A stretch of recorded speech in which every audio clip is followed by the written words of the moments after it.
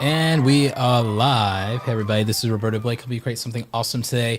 We've got another set of YouTube channel reviews coming at you.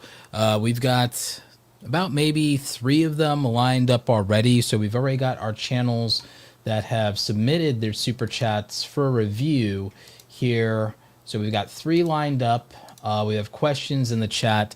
And of course, we try to do these on Fridays. I've been missing a couple of Fridays. For those of you who don't know, there after Vid Summit, I actually got a really bad case of food poisoning. Never, ever eat from the concession stands. Cannot stress that enough. It was not a good time. But I then went on to have several other stomach issues after that. So I am fully recovered now and I am back. We're also going to talk a little bit about some YouTube updates that you guys need to know about. I might even walk you through a little bit of some things around YouTube strategy and also what's been working for some of my clients. A lot of you know that I've been working with a lot of clients, not only around YouTube Shorts, but YouTube live streams. But I'm a long form guy. I'm a long form specialist. I used to be a daily content creator for like 3 years. In my peak and prime back then, I was crushing it. I was getting 12,000 new subscribers a month, growing by 100,000 new subscribers a year. Then we had the blessed pandemic, and you all remember what that was like. So anyway, we try to do these on Fridays if we can. Shout out, by the way, to tonight's sponsor, our good friends at oneof10.com, helping make these live streams possible. If you didn't know, One of 10 is the best YouTube tool for strategy, for coming up with your topics and ideas, as well as your titles and thumbnails, and they can really help you out with that. We're actually next Wednesday going to be doing a full workshop on that on Wednesday for Workshop Wednesdays. That's going to be completely free for you guys because it's being sponsored by friends over at One of 10. So they are helping us out with that. And what we're going to do is we're going to walk you through how to find ideas for your videos with that and how to never run out of ideas. I'm going to walk you through some of the things I work on with a lot of my clients. So again, shout out to our friends at oneof10.com for helping out with that. You can get a discount on the One of 10 tool using code Roberto at checkout. So we want to make sure we say thank you to our wonderful sponsor. Also, you guys should know that tomorrow we will be doing a stream with our friends from Opus Clip. We do those on Saturdays. I've been co-hosting those with my good friend Andrew Can, and so a lot of you have been really excited about that. We've been talking about how to YouTube Shorts. You guys may not know, there have been a huge amount of updates to YouTube Shorts from YouTube over the last couple of weeks. And something that definitely bears mentioning there is YouTube Shorts revenue has been increasing. And again, I've been advocating for what I call the Shorts Blitz strategy, which usually revolves around people uploading, depending on what genre, what niche of content you're doing, 3 to 5 shorts a day, if not 5 to 8. A lot of you always have questions of how much should I upload? How often should I upload? And we've been prescribing for a lot of creators 3 to 5, 5 to 8. I've been showing you over on x.com a lot of my case studies around this. We showed Jake's case study. We also showed Lemove Plays case study. He is going with a new channel, basically almost from 0 to 100,000 in less than 100 days. It's about 90 days, and he's at about 82,000 subscribers now. Got monetized recently, so he's killing it. But he's also got another channel that he's doing, plus he's doing university. So we're hoping he gets to 100,000 in 100 days. But if he's doing finals and he falls off a little bit, that's normal. With Jake, he's been able to go full time since Vid Summit. We're working together again, and Short Splits has been working for him. It's done really well for his channel. The big kind of takeaway from that was he was able to massively grow the channel and was able to do over 100 million views in a month of us working together on this strategy. And another result from that was about $14,000 in ad revenue from Shorts specifically. So again, don't let people tell you there's no way to make money on Shorts. It's just like, okay, do you want to do it or not? Because it is an aggressive strategy.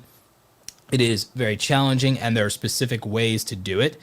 And if people can make that work in gaming, the most saturated competitive niche in YouTube, then you can make it work in a lot of other niches. This has worked. This is just who's let me share the case studies, but this has worked in vlogging, commentary, some body cam footage channels, reaction channels. So this has been working. It's not the only strategy out there, but short splits is something we've proven has worked. For long form, we've proven that brute force can work. We've dispelled a lot of myths. A lot of you are hung up on, well, what about YouTube notifications? Will I miss out on YouTube notifications if I do that many uploads? I only get 3 notifications to go out in a 24-hour period. YouTube notifications, if you go into your own analytics, you're going to find that YouTube notifications for everybody counts for less than 1% of all your views and all of your traffic on YouTube. So we went through multiple of my clients. I showed you guys this over on x.com with the case studies. And when it came to that, what we found was that I showed you 4 different channels that I've worked with. I showed you where their traffic sources came from, and not a single one of those 4. And I checked more than that. I checked 40 channels.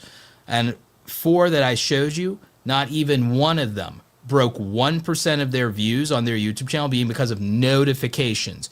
Notifications are not a significant traffic source for YouTubers. You guys need to stop worrying about that. If you wanted to, like a lot of the news, commentary, reaction, gossip channels, and body cam footage channels, they can upload 5 long form YouTube videos a day and not have their views tank. I'm not telling you you have to do that. I'm making a point that there's not this threshold of I can't upload videos or notifications won't go out that's actually going to hurt your channel in a meaningful way.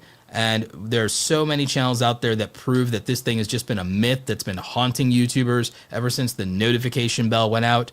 So that's just kind of an OG YouTuber thing that's been haunting us. So it's time to get rid of that myth.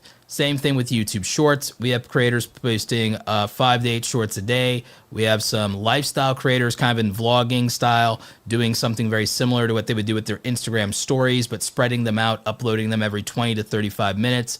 And they've been able to post 8 to 12 in a day for doing vlog-like content and lifestyle content, and they've been fine. So it's not a thing. So just wanted to give you guys kind of a heads up on that before we jump into the super chats and the channel reviews here. So wanted to definitely make sure that you guys are just kind of up to date on these latest things. Also, we're not doing this right now, but YouTube is going to be allowing you to do a merger of your vertical and horizontal layouts in YouTube. So that's going to be definitely something you want to be on the lookout for. And I think it's going to be something a lot more of you will want to take advantage of going forward. And so what that means is you'll have a combined chat. You will have a combined set of views and statistics for that. You will have more reach as a result of that. So I think this is going to be a fantastic thing for YouTubers going forward to be able to take advantage of the vertical and horizontal live streams merging on YouTube. So definitely looking forward to sharing more details with you on that when we get a chance. Let's see. Oh, I see another super chat here. Doug, when you get a chance, if you're still there, can you update the form for me with the new super chats and channel reviews coming in? When you can. If you can update the form, that would be great. Yeah, we are also keeping track of these for you guys in a spreadsheet here with regard to the channel reviews. So we're going to be doing that.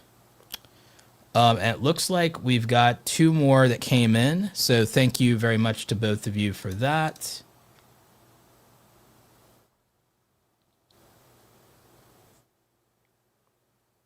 So judges, long form review, overall impression, what can you do to improve? Yeah, we'll definitely make sure we get you there. Let's see.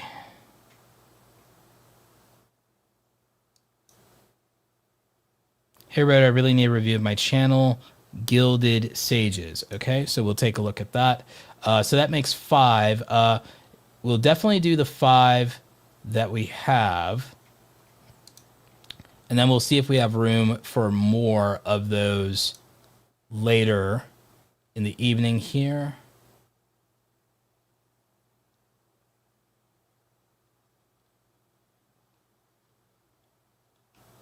see.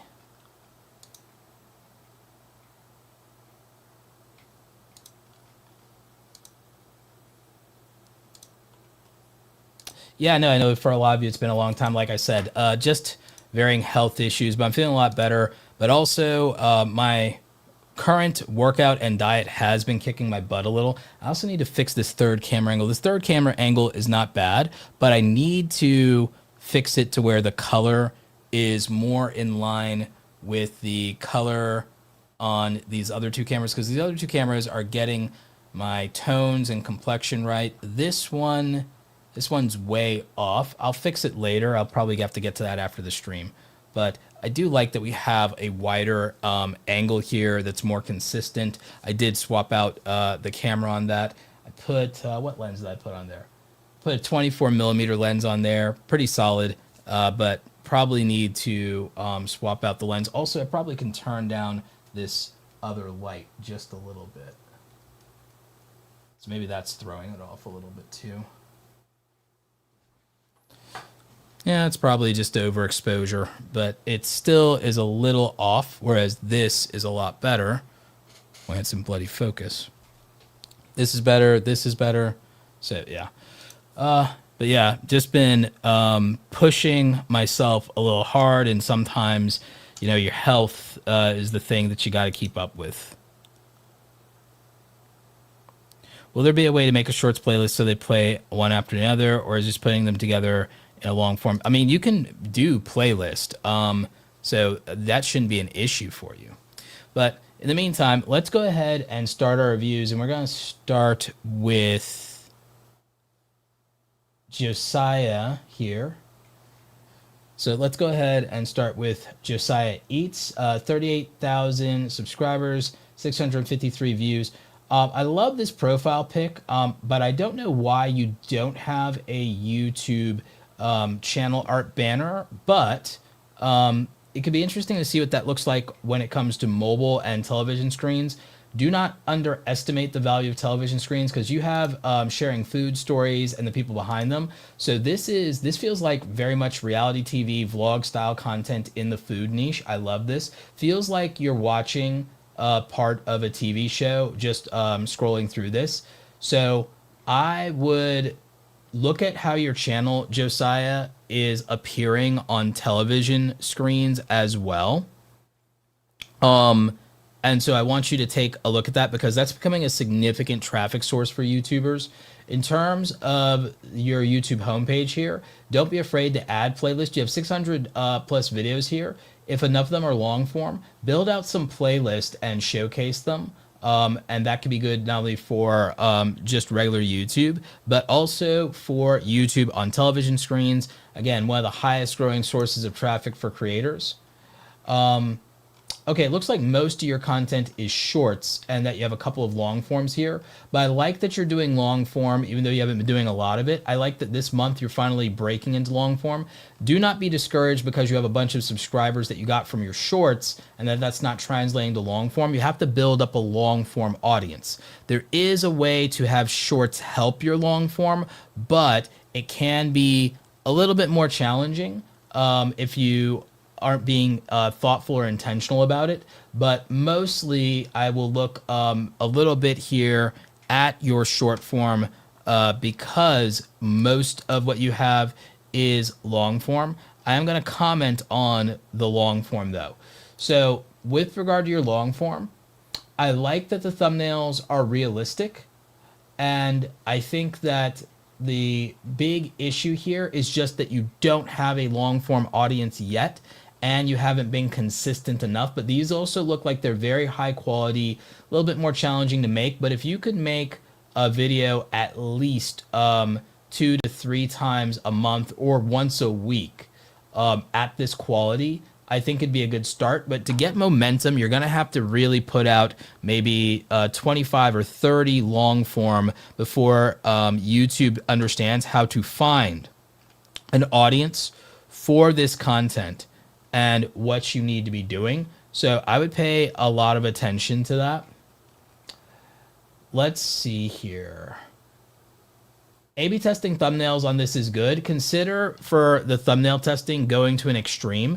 Do a version where you're in the thumbnail with this gorgeous storytelling, but then try a version of it that is literally only just the food, and looking just at the food here. And let me take the chat off screen while I'm doing the actual channel reviews. Excuse me there. So what I would do is I would be looking at specifically doing extreme A/B testing of you in the thumbnail versus only the food in the thumbnail. And I think that that could be a way to kind of figure out what the audience will respond to in most cases. I know that they're story driven and they're about the person and the restaurant in the food. But I want to just see what the audience will respond to. I think it's good for you to have that data because then you're not going to question it. So there is that answer. Another thing you could do is look at A/B testing close-ups versus medium shots versus wide shots. If you want ABC test that, that's another direction you could go and just see what people respond to more, what people respond to most. Now that might be a story to story A/B test versus saying, okay, I'll do this for all of my thumbnails. This might be a case for each individual story of seeing which thumbnail performs best for that particular story or what style of thumbnail performs best for that particular story. Now, since most of your success also came from shorts, we might be able to reverse engineer your most popular shorts to understand what people do care about more and most and what is making people attracted to your content. So, interestingly enough, even if you want to do storytelling videos, I think you could expand your channel and your content pillars based on some of these things with shorts, because if a lot of your stuff worked and went viral for trying different food for the first time, it's great that you want to do the restaurant series, but these take a long time to make. In between these restaurant series videos, you could still do storytelling videos around trying different food for the first time, because people really love that content.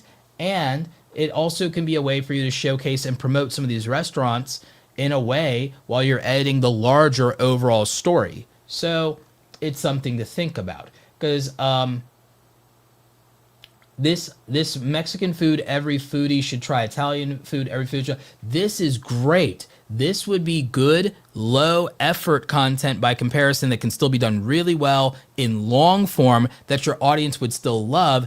And this could also build you a bridge between your short form audience and your long form audience if you direct people to those long form videos by pointing these shorts to those videos of you trying the food. So if you make in addition to having your bigger, heavier produced series around the storytelling in these restaurants, you should make a lower effort series that you could do very regularly of trying food for the first time and being a foodie. And then you can point these foodie shorts videos that have massive views, massive attention, and a beloved audience. You'd have a bridge from short form to long form. And a lot of you just aren't doing things like building a bridge from your short form to your long form, and then you're upset sometimes, and this is not directed necessarily at you, Josiah, but a lot of people get upset when their short form viewers don't go and watch their long form, but there's this huge gap between the short form videos and the long form videos.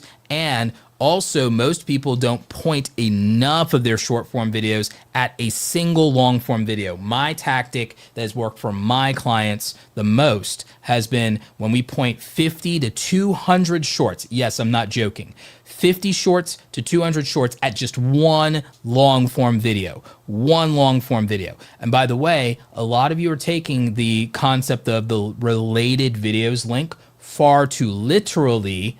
It should be a video that you want to do well and that a viewer has, a first-time viewer responds very well to, not just a video that you want to do well just for view's sake, or a video that's directly a clip from the short form to the long form exactly.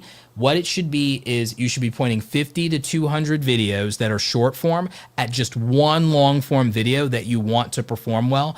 I recommend either a video that has been proven to do well with first-time viewers on that long-form video when they watch it, that turns them into subscribers and fans, or you point them to a video that is a sponsored video so you get more views on that, so sponsors keep working with you and paying you more money. So that would be how I would bridge short form to long form, using that short form to promote a longer form video. But right now, again, you don't have a series that matches the energy of these videos and what people want from them. So again, I understand what you're trying to do with your long form and this storytelling, and it's great, but it's high quality, high effort, and it takes a long time to make. It also is slow to get views. To build up views faster and to also have a bridge from the short form audience where most of your subscribers came from, I'm going to recommend you make some foodie videos that are easier to make and very accessible to consume. And I don't think it takes away from these other videos. I think it's just how you start to build a long form audience. So Josiah, that's going to be it for my review for you, my friend. I hope that that advice really helps you out. I think everybody might have learned something from looking at your channel. Again, I think the long form is great production. I think this content plays very well on television screens for your YouTube channel. I think it's going to do well, but I also think that you straight up have built a shorts audience for the most part. It's going to take at least somewhere between 25 and 50 videos, if not 30 videos, for you to start getting traction on long form. And I also think it wouldn't hurt to build a bridge in terms of the content that the short form audience likes and make longer versions of those. And those would be you trying food for the first time and videos that foodies are going to like. And so I think there are two solid series that you could do there that would really help you. And I see in the chat that you're asking for any advice on the style of the storytelling driven food videos. Honestly, when it comes to those, I actually don't hate this as it is, but I do think you should be A/B testing these titles. And I think you should make it very clear what the most interesting thing is. And I think you're kind of doing that. How a Kid from Mexico Created Miami's Most Popular Tacos. There's nothing wrong with that title. It's just a matter of people would have to care more about that than other videos in their feed. And again, YouTube hasn't necessarily found that audience yet, but it doesn't mean it never will. Inside Miami's most popular barbecue joint selling out every weekend. Again, this is your most viewed long form video. It's a month old. And again, since you have no long form audience, you shouldn't be taking these videos as failures because you don't have a long form audience. You have a short form audience. Most of you are getting so hung up on your subscriber counts and you're not considering that you may not have an audience for the video ideas that you're putting out there, at least not yet. And you're going to have to keep going with them to build up that audience. And again, the beginnings of it. So again, you should be thinking for your long form. You should be thinking of these views as if you had 0 long form subscribers, because you kind of do have close to 0 long form subscribers. So you should be thinking about it from that perspective. But there are some things you could do to these titles. I think that the how this rare dumpling was made only for royalty until now, I don't know that that title is that interesting. I think it'd be more interesting if you led with this expensive dumpling was only made for the rich until now. And I think that's more relatable. Rare dumpling doesn't mean anything to people. Expensive and only for the rich means something to people, and now it's available. That would be a more interesting title, I think. You could A/B test and workshop these titles a little bit more. But again, I don't hate any of these titles. I just think I don't even hate any of these thumbnails. I think these videos are performing well for considering you have a 0 long form subscribership. So think about it. You have 38,000 subscribers, but they're all short form subscribers from your 600 plus shorts videos. You don't have a long form audience yet. You've been trying to build one the past month, and good for you, and that's great. But you should think of it as this is good because you have 0 long form subscribers, and yet you still got hundreds of people to care about these long form videos. So that's something I would think about. and it's something that I think you should be exploring. But yeah, so those are my thoughts for Josiah, but I'd love to know what the rest of you think. Do you agree with my assessment? I think his videos are great. I think they're great for YouTube television screens in particular. But I do think he should bridge the gap with a little bit more quantity, and some of that should be these foodie videos, because he's built a foodie audience, he's built a short form audience, and I think he needs to build a bridge to that for long form. And I think then you can build investment in some of these videos and get people to give these videos a chance if you build up a long form audience from the foodie content and build a bridge between shorts and long form. But that's what I'm thinking. What do you think if you're watching the replay of this? Let me know in the comments. If you're still watching live, let me know in the chat. And there we go. That is our review for Josiah's channel. So, yeah, I'd love to know what you guys think around that and whether you guys agree. Because again, I do think that there's a ton of value in the channel. And yeah, if I hadn't eaten already, it'd be making me hungry too. But I also at the same time do believe that there has to be something that converts some of that existing short form audience at some point, or you're just going to keep getting in your head about the long form not translating. And I think the foodie content could help there. But let's see what everyone else thinks. So let's see here.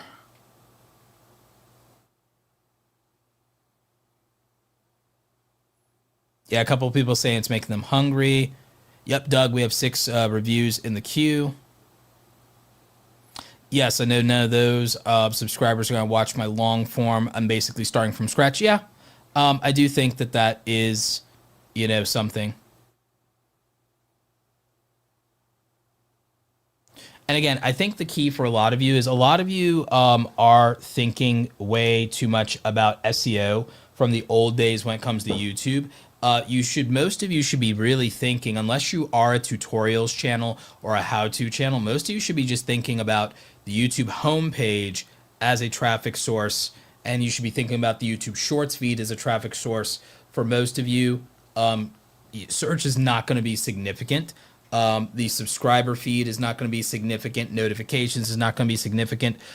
Most of you, again, you would have very little influence or control over the suggested feed even. So most of you should really just be prioritizing the YouTube homepage and the YouTube Shorts feed when it comes to where your traffic is going to come from, unless you are making search content as a how-to or tutorial style channel. So something to think about there.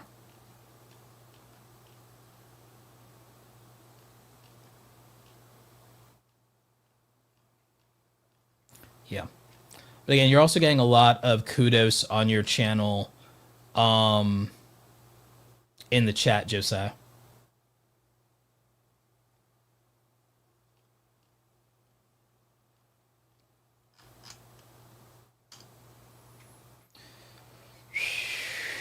All right. So let's see. For right now, by the way, mods, I don't think I want to do more than 8 channel reviews tonight, and it looks like we've got 7 queued up. So maybe potentially one more if we get another $20 super chat. But stamina wise, I think 8's going to be my upper limit unless I get a second wind. Got 1 down and we've got 6 to go. So I'm just loading up the rest of them from the sheet so that we have them in the browser.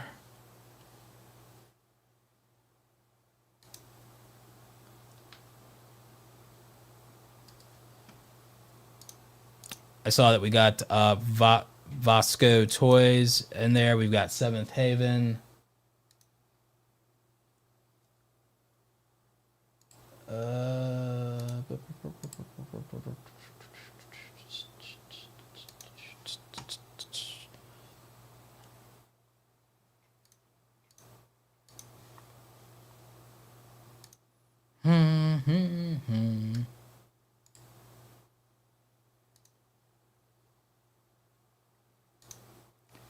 All right, so let's get to our next review. We've got our good friend David from Omaha back from the Living in Omaha channel.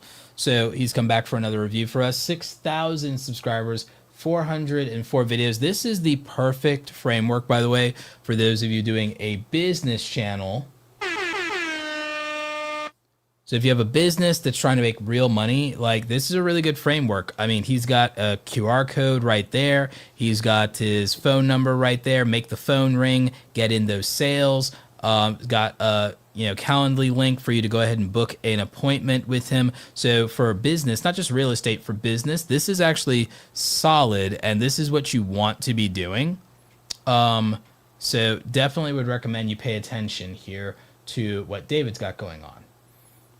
So let's see what else is happening since we last checked in with you, David. So it looks like the layout for the channel is great overall still, which has always been something I've complimented you on. Thumbnails, my friend, are excellent. David has 4 out of 5, 5 out of 5 thumbnails.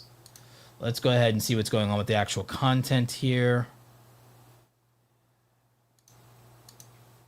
And then also, let's see if David had any request in the chat for what he wanted us to pay attention to.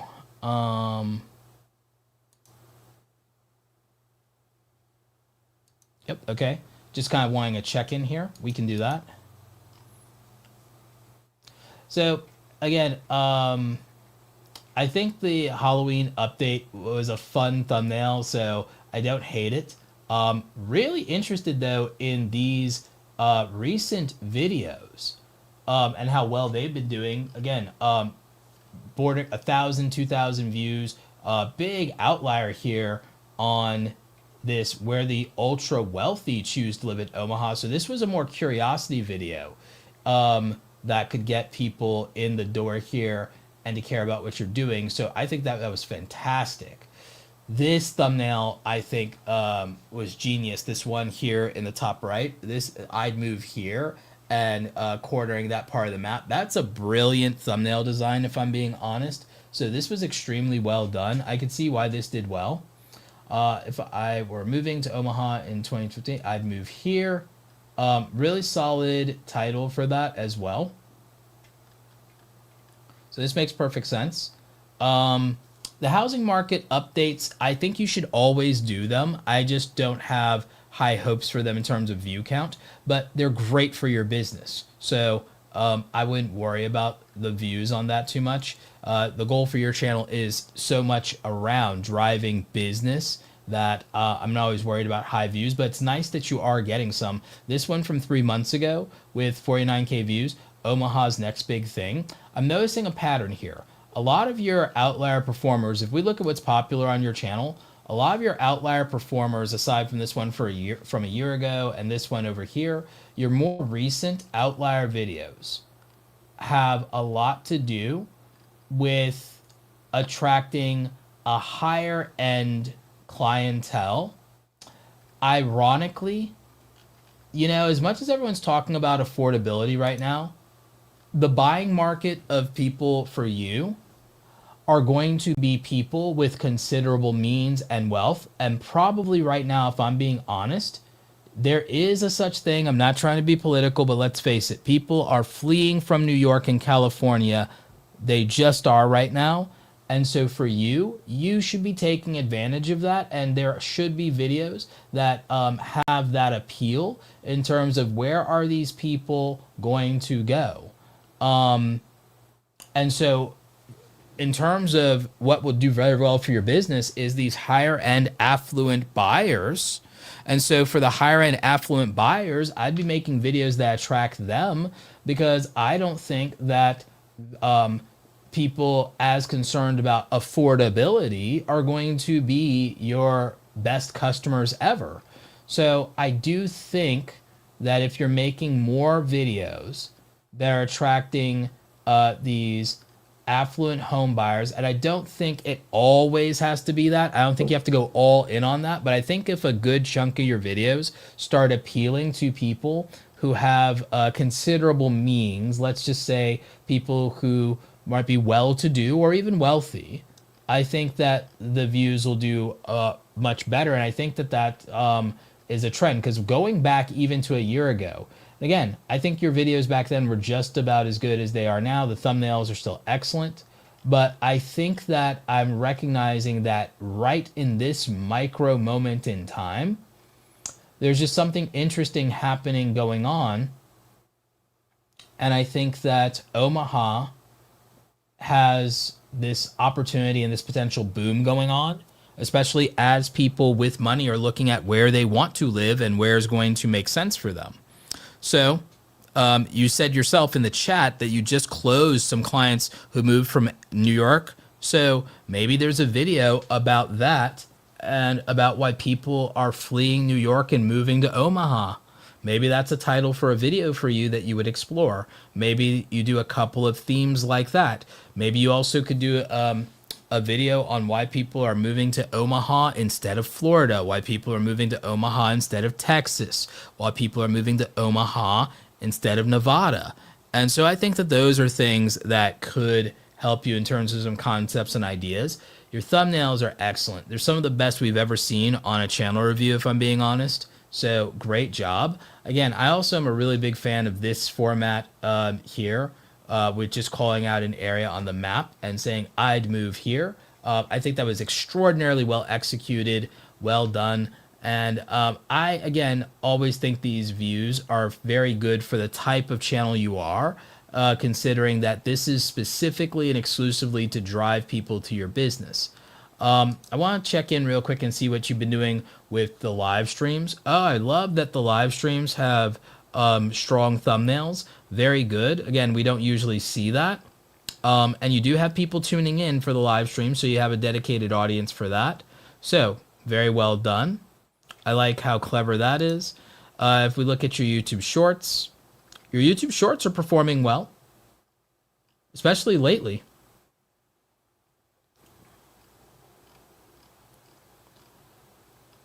But I think they could do better. I think you could do more shorts. I think some of the real estate, I wouldn't say the market updates, because again, with shorts can be kind of evergreen, but for tips, facts about Omaha. I think facts about Omaha, facts about real estate, facts about buying versus renting, things about the recession, looming prices, cut rates. I think those things would be good YouTube shorts. So again, consider exploring that, David.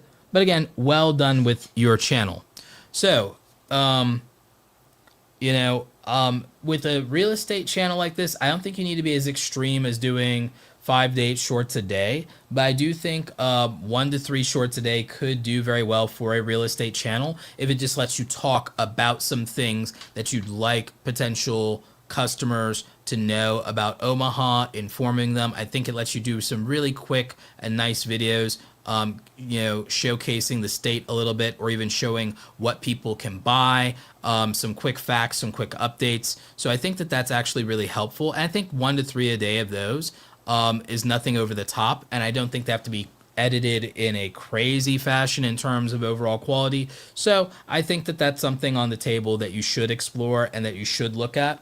But I'd love to know what you all think if you are still watching in the chat, if you're watching the replay of this in the comment section. What do you think about David Matney's channel for his real estate business? Again, I think he's doing some really smart things with this.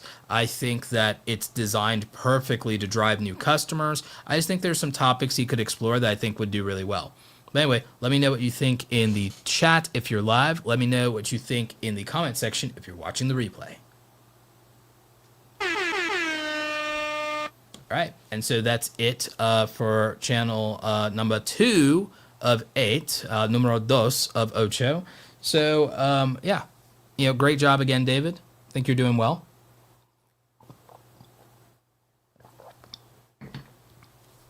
David, if you ever want to do another one-on-one, I think you know how to book that with me. If you want to book another one-on-one before the end of the year, make a plan going into 2026, or if you want to talk about making a plan to take advantage of the current real estate exodus from New York and how to plan for that on the channel, how to expand the short strategy, feel free to book another one-on-one call with me. We can definitely do that before we get into the holidays here. I'd be happy to help. So, yep, that's something we could do. Let's see. But yeah, great job so far.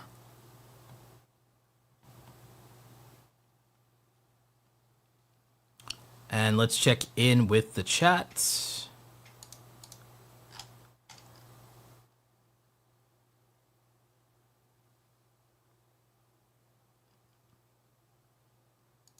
Yep, absolutely.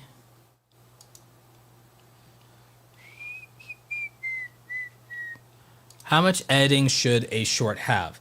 For people, if you're editing your shorts yourself instead of having anyone edit it, what I would recommend for a lot of you is to not spend more than 15 minutes on a short per minute of footage that exists.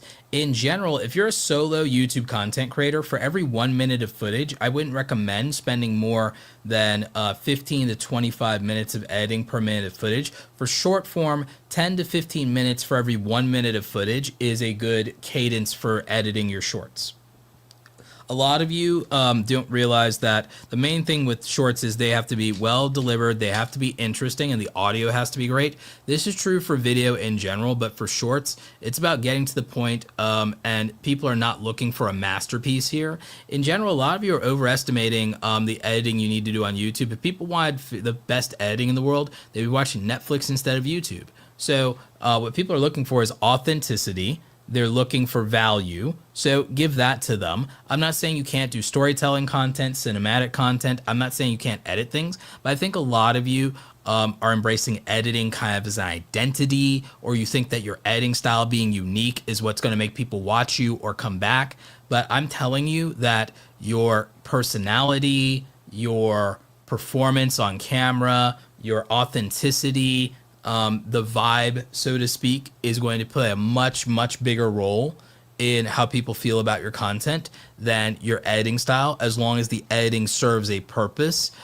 So it's something that I think we've just conditioned ourselves to believe as YouTubers, is that our editing style makes us unique. No, your personality makes you unique. Your point of view makes you unique. Your insights make you unique. The way that you emote, perform, communicate, that makes you unique. Editing should not be carrying you. There are niches where there's gonna be exceptions to that, but for most of you, if you're an on-camera presence, editing shouldn't be carrying you. If you're a faceless channel, I could see it. But yeah, a lot of you should just really take a more minimal and utility approach to your editing. A lot of you are spending so many hours editing when it may not even matter that much, and a lot of you should probably focus a lot more on the packaging of your titles and thumbnails than you are on the editing of your videos. If views are what you care about, you should probably just be focusing on your packaging of your titles and your thumbnails and coming up with very good ideas. You should be focused on that for views. For retention, as much as people think, okay, edit for retention, no, deliver for retention, script for retention, structure for retention. The editing is not there to save you. Garbage in, garbage out. So I think a lot of you are giving editing way too much credit. I mean, if you have a much, much younger audience, I kind of get it. But yeah.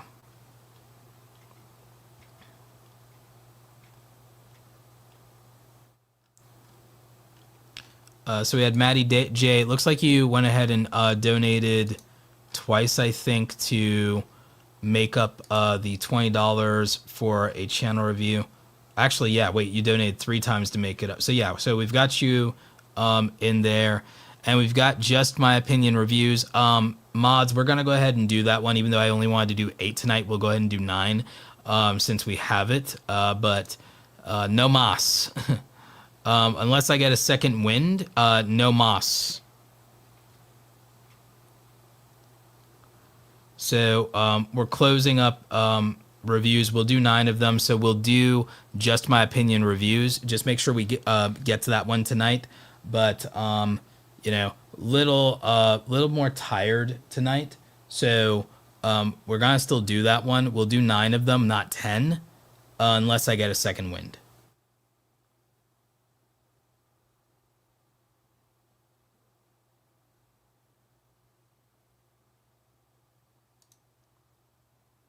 Yeah. Let's see. If I have to, I'll like hit up some ginseng or something. But I'm pinning the comment from Doug so that people know that the channel reviews, or sorry, yeah, I did it from Larry, so people know channel reviews are closed and that we have our 9 that we're gonna do. So we've got 7 more. Well, actually 6 more after this next one because we've got Be Unafraid with Fortune Manzabe next. So we're gonna be doing that. And I think I got the questions. I think I got the main questions that people had. So back to reviews here. Let me just get some water.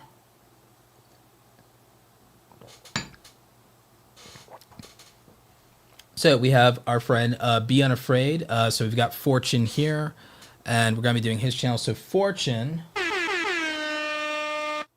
has a self-help personal development style channel. New here, start with these playlists. This is excellent. A lot more of you should be doing this. I love that he has new episodes every week in the channel banner. Really consistent thumbnails here. Also YouTube shorts and posts. So again, channels filled out pretty nicely. Let's go ahead and see what's going on with the videos. 600 subscribers, congratulations. You probably might have reached the first tier of monetization with 500 subs and the 3,000 hours. If not, you probably will get the 3,000 hours soon at this rate. Let's see what the most popular videos are looking like right now. So personal development, self-help. Yeah, these views are not bad. Let's go ahead and look at the latest. Everyone's tired of being their own worst critic. That title doesn't feel strong enough. You don't have to be on all the time. You're allowed to be human. Drop the act. Okay, again, I don't think that title's strong enough. You don't care too much. You're just scared to disappoint people. I would make that video about being a people pleaser. So I think the thumbnails here are actually perfect. I think the struggle here is literally the titles.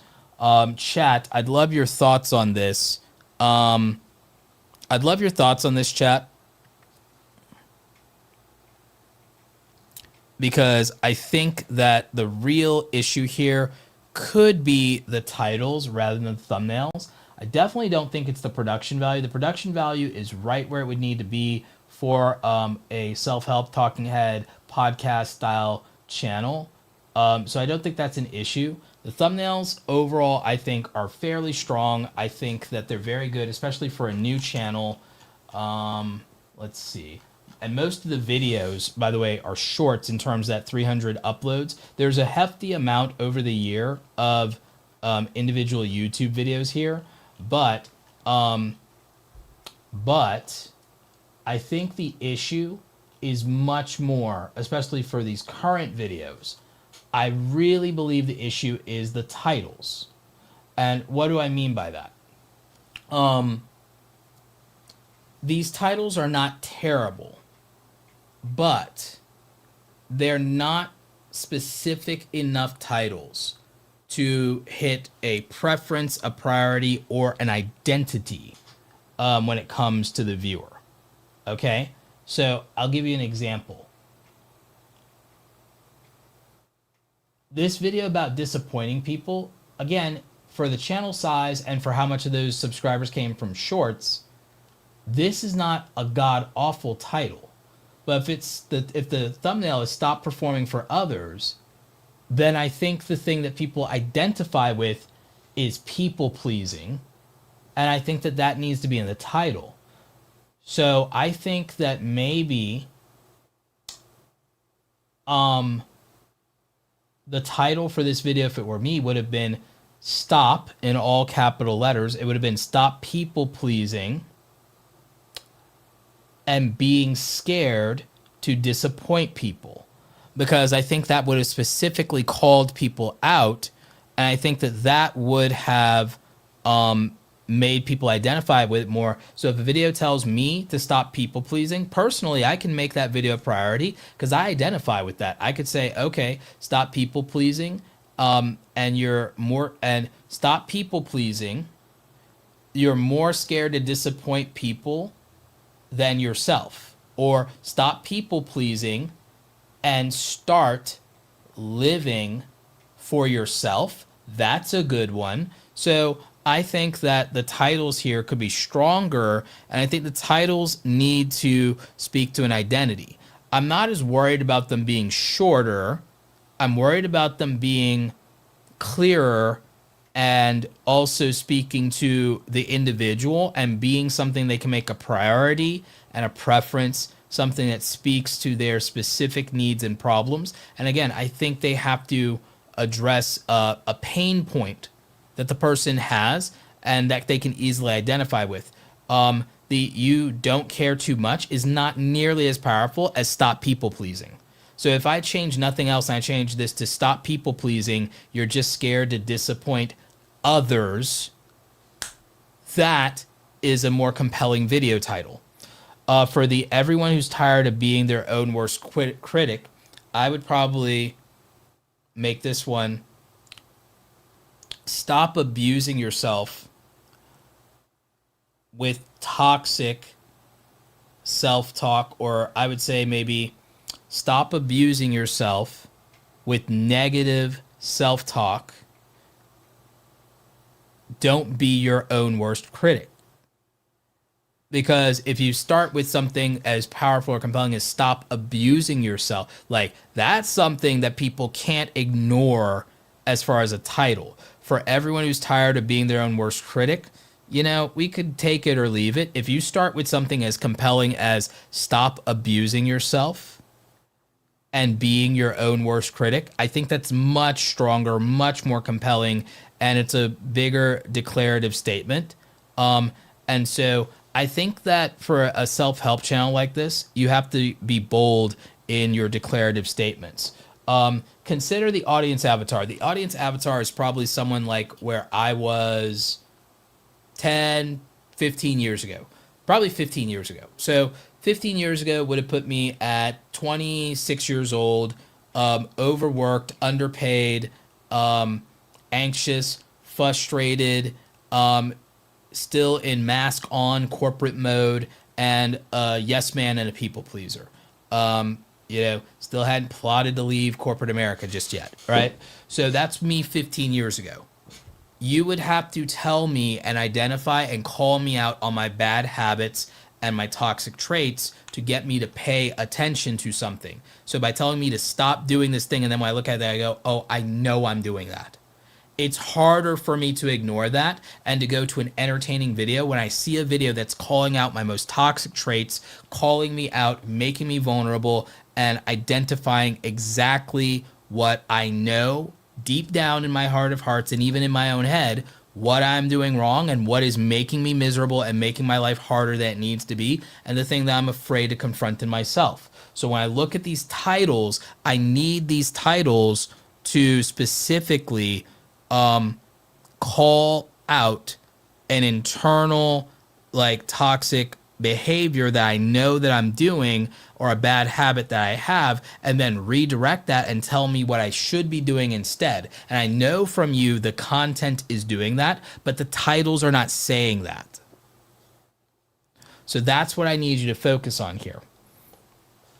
As for this, you don't have to be on all the time. This one's going to be better if it's why you're overworking and still unsatisfied, or why, or stop overworking and being unsatisfied with your life. That's a big one. You're allowed to be human. It's like, okay, yeah, that's a nice platitude. But again, call out the actual toxic behavior. The being on all the time, that's an overworker. That's an overperformer. That is somebody who's in some ways insecure about being human and being vulnerable and is worried about what happens if they turn themselves off. So that's classic workaholism. So I would lead with either stop overworking, or why workaholics are miserable and unsatisfied and how to change it. That's a much more compelling title and call out, then you don't have to be on all the time. I know that you're making titles that might say something you would prefer to hear on the positive side. So that's what it feels like to me, at least, is that you're making the titles the positive reinforcement you would like to hear or have. And I get where you're coming from. That can be in the video itself. That could work inside the video itself. But as for a title, I think that people, especially with this primarily mostly reaching men, then I think that has to be a stronger call out that says you're doing this thing and it's bad for you. I would study Mark Manson from the Subtle Art of Not Giving an F. He does really strong, aggressive titles that I think you could learn from in this. I like this one of You Don't Need Motivation. You Need to Stop Lying to Yourself. That's a good one. That was stronger, much more aggressive, much less ambiguous, and it performed better.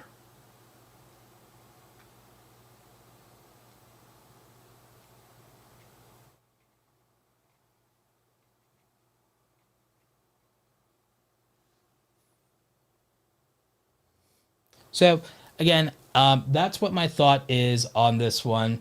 But I'd love to know what you guys think in the chat if you're still watching live, and I'd love to know what you think in the comment section if you're watching the replay. Again, I think the production value is there, good podcast mic. I think that the set design and lighting is good. I think all of those things. So I think that this is solid and has potential. I think the biggest weakness, besides, again, that there's a bigger short form audience than a long form audience, because again, if we look at this, there is, for this amount of uploads, there's a short form audience here, and I think that's great. Some of these, even again, 1,000 views, more views there than there are subscribers. So again, more consistent on the shorts views. Keep up the shorts. But again, for building the long form audience, just so that we realize what's going on here, is there's a really strong short form audience here, and it's working, and there's a ton of shorts here. Bridging the gap for that on long form is the key. And again, I think the long form videos could just have these stronger, more aggressive titles, and they'll do well. But those are my thoughts for Be Unafraid with Fortune. So again, I'd love to know what you guys think in the comment section. If you're watching the replay, I'd love to know what you think in the live chat. So there we go. I probably shouldn't respond to this comment, but this comment is actually not remotely accurate. Even with this other angle, none of this is me. This is literally just 2 layers of clothing because we finally hit winter here in Atlanta. So there's that. But no, I'm fine. I'm, working out and doing everything I need to do, but I'm actually not overweight by any stretch of the imagination. For one thing, I'm about 152 right now, and I'm 16.2% body fat. So for 41, I'm perfectly fine. I can still actually pass military PT because I can do 8 disciplined pull-ups with my knees in. I can do the required amount of squats, push-ups, and sit-ups in the required time. So I still, for someone in their 40s, if not in their late 30s, can actually pass military PT right now. So I'm not overweight. 152 at my height, at my age, is not even remotely overweight. 16% body fat. Yeah, I'd love it to be 15% or lower. Working on it. Not even close to being overweight, my friend. And anybody who saw me on stage at Vid Summit knows that I'm nowhere near overweight. Don't let the winter clothing, winter padding fool you. It's just a nice, chill evening here in good old Atlanta. I know they like to call it Hotlanta, but winter is coming. So again, I normally shouldn't respond to this, and I don't know if this is a troll or not. I'm taking it in good faith, but I also couldn't resist the opportunity to brag about my fitness goals and my training. So any of you who've been following me on X have actually been keeping up with me and my fitness stuff and my workout regimen. So like I said, if I can pass military PT, then I'm not overweight. I I still just am not at my target weight that I want to be, which is about 145. So I've still got a ways to go from 152 to 145, and I'll get there. 145 will put me around 15%-ish body fat. Then I can just keep working on there from that, and muscle protein intake with my creatine and my Quest protein shakes. So I've been doing good there. And you guys also know I like to cook. So again, I cook high protein, lean meat. Ugh, lots of veggies. I'm a big fan of Brussels sprouts, asparagus. So, you know, I'm doing all the things. I'm trying to stay here and healthy for you guys as long as possible. You know, unfortunately, sometimes I'll eat at a place that doesn't cook as well as me, and then I'll have a problem. So, yeah. But anyway, yeah, no, I get it. Sometimes you get, it is the clothing thing. Like if you guys have, for example, if you go and you look at on my X profile, if you look at any of the photos or the videos from Vid Summit, I was wearing just a regular t-shirt, jeans, and jacket there, and you can see that I was in pretty good shape, and that was just last month, so I'm fine.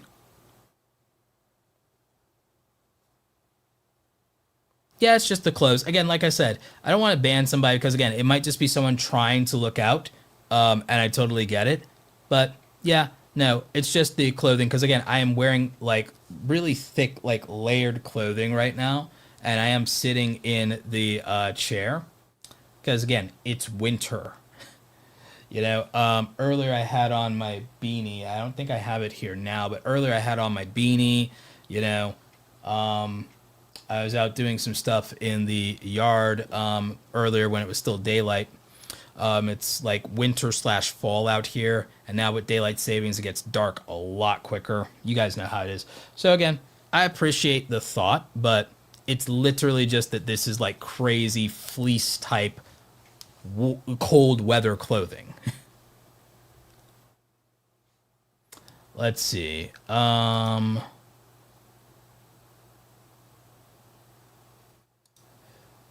What do we got next? We've got, so that's 3 down, and we've still got a couple more here. So we've got, I don't know if I can pronounce this. TWTPB. I don't know what this really is, but there are only 9 videos here. We're going to do this review to honor it, but I actually kind of don't get what's going on with this channel because it only has 9 videos and they're mostly shorts, and it feels like they're random shorts in New York. So I actually don't get what's going on with this channel. And again, a lot of times I won't play the videos because of either copyright, plus I have to be worried about it. Oh, wait, you said it's Judging Judges? Oh, okay, so we have your handle, but we have the wrong channel for you? Okay. Okay, I see. This is your other handle. All right, so we'll try and find the... other channel. So I think this is the one. Is this the one with the 7,000 subscribers? Is this the right channel? Yeah, no, sorry. Doug, thanks for for that. Doug, if you can update that in the form. But yeah, do we have the right channel there? TWT, that's the right channel? Okay, so it's Judging Judges. Okay, cool. So we got Judging Judges. I don't hate this logo, honestly. I just wish that the profile pic one was as clear as the channel banner, because this is actually pretty slick. So yeah, so new videos every week. Courtroom wisdom for court watchers, okay? You might want to fill out more playlist on the homepage there. 153 videos with 7,000 subscribers is pretty impressive. Wild swings in the views, but I can totally get that. Nate the Lawyer has wild swings in his views as well. Let's see what the most popular videos are on the channel and see if we can spot a trend here. Okay. So yeah, there's wild swings in the viewership here, but the bigger outliers are really interesting. And a lot of it has to do with shocked expressions in terms of the thumbnails that work here. I think the thumbnails could be a little bit better. Again, I think study what Nate the Lawyer is doing with his thumbnails. I also like the concept of this channel in terms of a reaction channel specifically to these verdicts and these court cases. Let's see. With your latest videos, let's see if I hover on your latest videos and get a sense of some of the production here. On the reaction side of your stuff, I think that for that, on the reaction side, I think that the camera quality can be improved, but I do love your suit and bow tie. So I love the suit and bow tie. I would improve the overall camera quality there. And then for the thumbnails are the things that need the biggest improvement because your videos are basically, in my opinion, carried by the title and the topic and the idea. It's straight zoom court clips. Okay. Interesting. Oh, if it's straight zoom court clips, there's only so much you can do about it. It just seems that you, okay, I see. I mistake those for being reactions in the sense that you just happen to really get a lot out of Judge Fletcher. Okay, so I mistook that for being reaction videos. But I think that this is like reminding me of the body cam footage genre, and I really think that that's really good. So smart there. I think that for the thumbnails, again, take some inspiration from Nate the Lawyer in terms of his thumbnail style. In fact, I'm actually going to see if I can pull Nate the Lawyer's channel for you just to give you an idea of what I think works for him. Nate the Lawyer.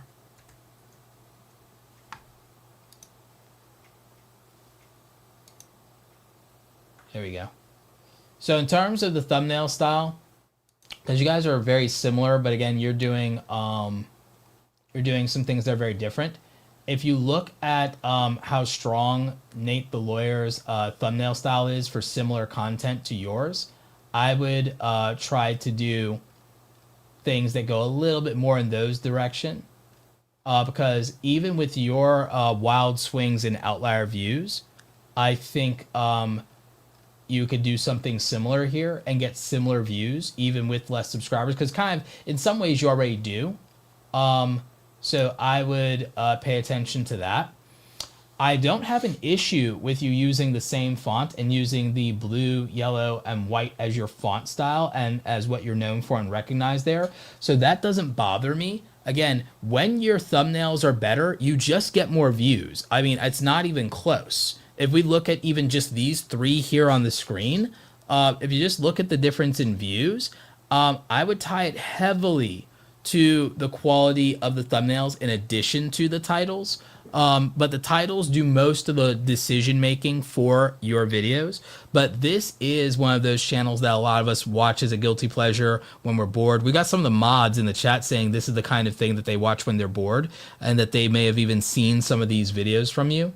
So I actually really like the approach for this channel. And I also think this kind of genre is a very good example of really true fair use. You said the latest ones are AI. Are they better? Some of them are. This before and after one kind of is. And clearly it is based on the views. And let's see here. It's not that I think you should go all in on the AI thumbnails, but I think you should use some of them to enhance some of these things or sharpen some of these things or help, but also just in terms of approach and style.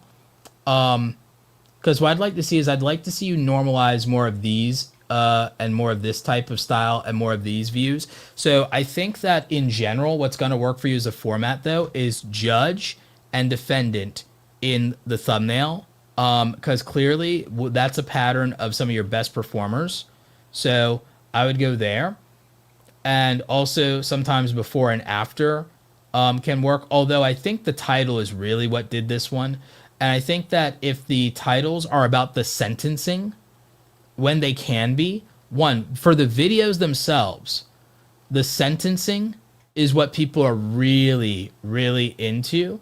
And also sentencing, plea deals, and looks like, let's go with your most popular, and we can pull sentencing, things where the judge does something very particular that's not expected.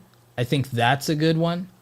So it's about how interesting the titles are that are really driving this one home. This is a really, really smart approach to a channel, though, if I'm being honest. I think you just need to improve the quality of the thumbnails, prioritize when you can, as much as you can, sentencing, convictions, overall outcomes, plea deals, plea bargains, like things that are really intriguing. So I like this. I think this is good. Also, if the victims have some interesting identity or angle, I think that that's important. But yeah, I think this is a very unique channel. This is one of the more interesting channels we've actually ever reviewed. And I like the direction here, especially as a small channel. And again, I like the fact that we can see this is a smaller channel. It has 153 videos. But look at some of the views that a small channel can get, and look at how quickly it can get it if a video is interesting enough for people to watch. So I think there's a big lesson for a lot of the people watching the channel review here. If they don't think that YouTube will push a small channel or that a small sub count matters in any way, I think that this kind of helps put that myth to bed. Also, yeah, use a roundup of whoever your most popular judges are, because I think that could be interesting. Also, in terms of sourcing some of this stuff, source Florida, because Florida is always interesting. Florida man's always up to something, right? So I think that could be interesting.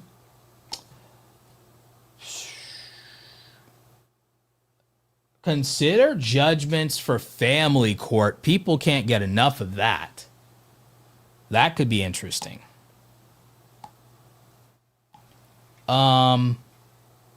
But overall, those would be some of my thoughts here for judging judges. Again, I think there's a lot that you're doing very well here. I think the biggest area for improvements are the thumbnails, but also just in terms of topic selection and sourcing.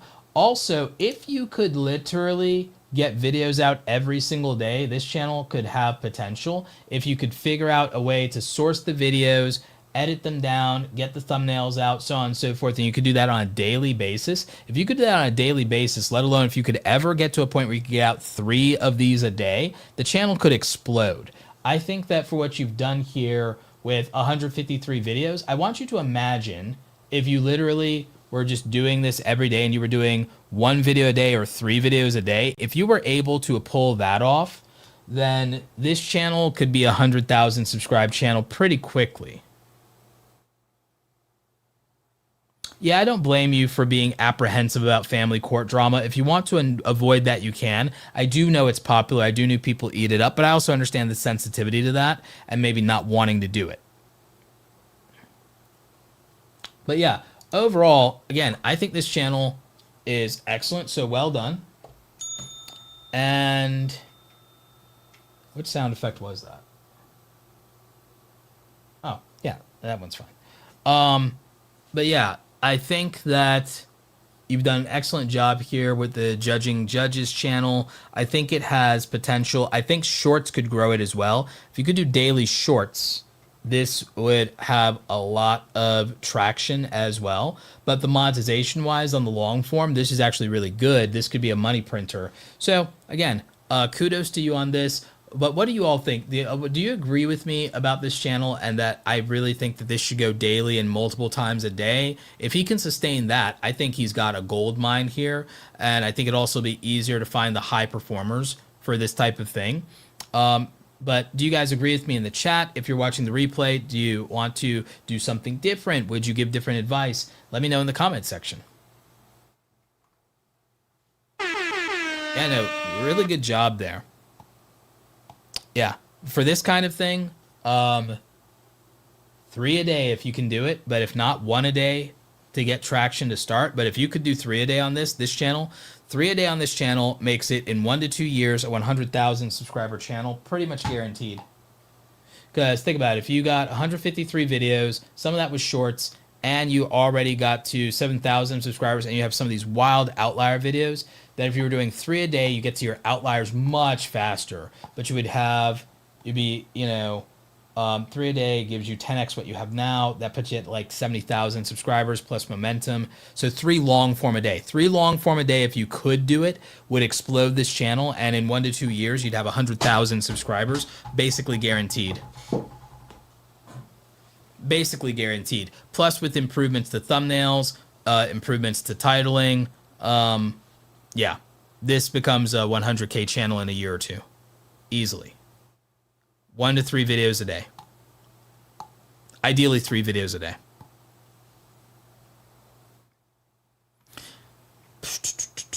And with them being pulled from public domain for court stuff and everything like that, boom, boom, boom, boom, boom. Just got to be efficient on the editing, turning it around, efficient on the thumbnail packaging, and 3 a day becomes, ideally, I would think 3 a day could become like a 2 to 3 hour workday to pull that off. And, if you become wildly efficient, it becomes a 2 to 3 hour workday to get 3 of these out a day. The money more than makes up for it on the long form for this. It's a monetized channel, so I would just be doing that. And then this takes off. If you're going to add short form to the mix there, boom. Solid, solid. Again, it's one of the more unique channels I think we've seen.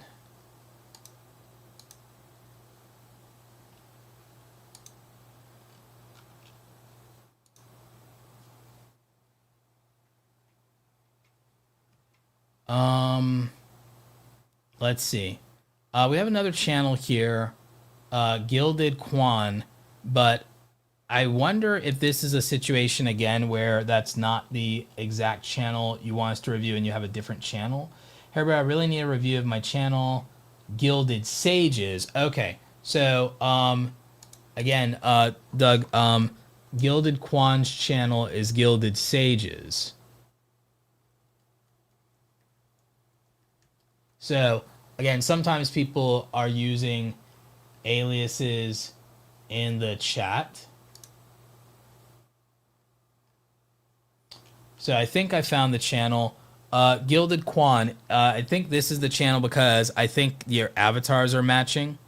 So what I would say here is the profile pic will be harder to read on mobile, and so I don't necessarily think that the logo is doing it any favors there. So maybe I'd go to the avatar, the face pic for the profile pic there. And then as for the channel banner here, again, harder to read, especially on mobile, and probably not as attractive as it could be on television sets. So I'd revisit this in terms of making the text and the fonts more visible. We have recommendations, if we could post that, on what the best fonts for YouTube thumbnails and banners and graphics in general look like. So there's fonts that are stronger to use, and again, you'd want to make it bigger. Gilded Sages probably just needs to be on one line. You don't need the social media icons, because again, you don't need to be taking people away from YouTube for this unless it's to your own business. So I wouldn't be pushing people from one social media to another social media. You want to take people from social media to your own business. Let's see.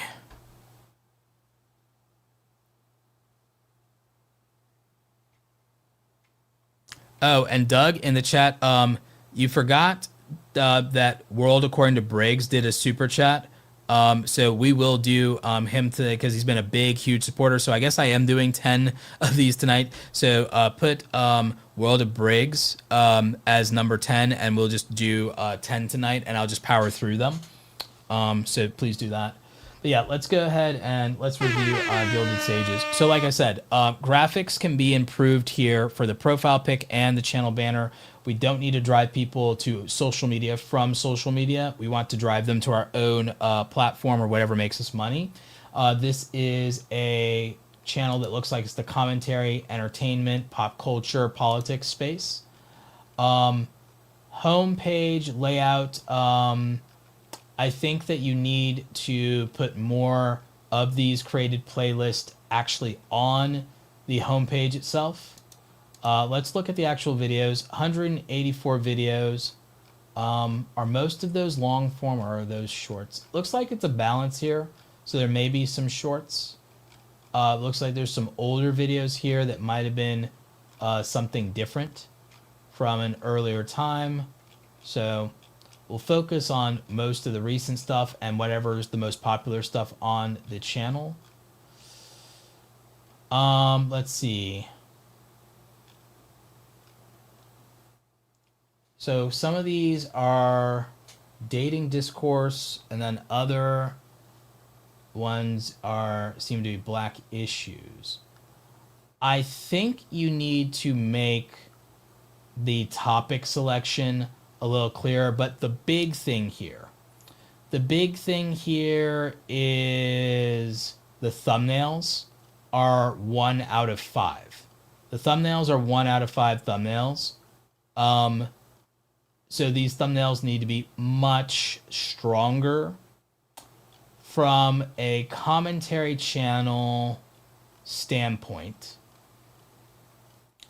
you might want to look at some of the channels that you might be more likely to criticize in terms of how they approached their thumbnails. So whether you agree with them as content creators or not, you probably want to look at someone for thumbnails in a commentary space that's successful at it, like an Anton Daniels. He is in your space, but he's, again, he's on a different side of the opinion space from you, but he's one of the most successful people in commentary that does it daily. So thumbnail wise, you might as well, take some of that and appropriate some of that thumbnail style and what works for it. One, some of these thumbnails are almost exactly the same, which means people could think that they saw something already at a glance and skip over it. That's number one. Number two, if someone's successful in your space, a trick that a lot of people don't realize they could do is just take the opposite opinion on the same story and source a popular story from your competitor on the other side of an issue. So if Candace Owens, Stephen A, or who is it? Anton Daniels or anyone like that is making a video and it's popping, make a video with the opposite point of view if you disagree with them then. But also make a thumbnail that is competitive with those top performing people that are in your space, but then take the opposite point of view. Just because you disagree with their opinions doesn't mean you have to disagree with their business model or their marketing if it's working. The other thing I would say is do consider, I don't know how familiar you are with OBS as a software, but consider using either OBS or StreamYard and consider doing live reactions for the commentary to 3 to 5 stories in a single sitting for an hour, and break those up into like 15-minute or 10-minute segments, or maybe you do 90 minutes or 2 hours, do the whole thing as a live stream. Then you cut up the live stream from doing the reaction to the stories that are happening and the news clips, react to the news clips in real time. Then you cut those up and make those your videos. Again, this is something Anton Daniels does. You just do the live stream. You can get the watch hours you need for YouTube monetization from the live streams, believe it or not. Just leave the live streams up publicly. Don't unlist them, don't private them, leave them up. then cut them up into the individual stories, make a thumbnail for each of the individual stories, and then you can post 3 to 5 of those videos a day with very minimal editing required because you did all your production as a live stream. Then that gives you a higher quality and quantity. It gives you massive consistency. It lets you be a daily habit. And again, you just get to source whatever you consider your opposition to be. You source your opposition, you counter signal, but you duplicate their workflow, and you get your thumbnails competitive on the same level as that. And then I think you have something strong here.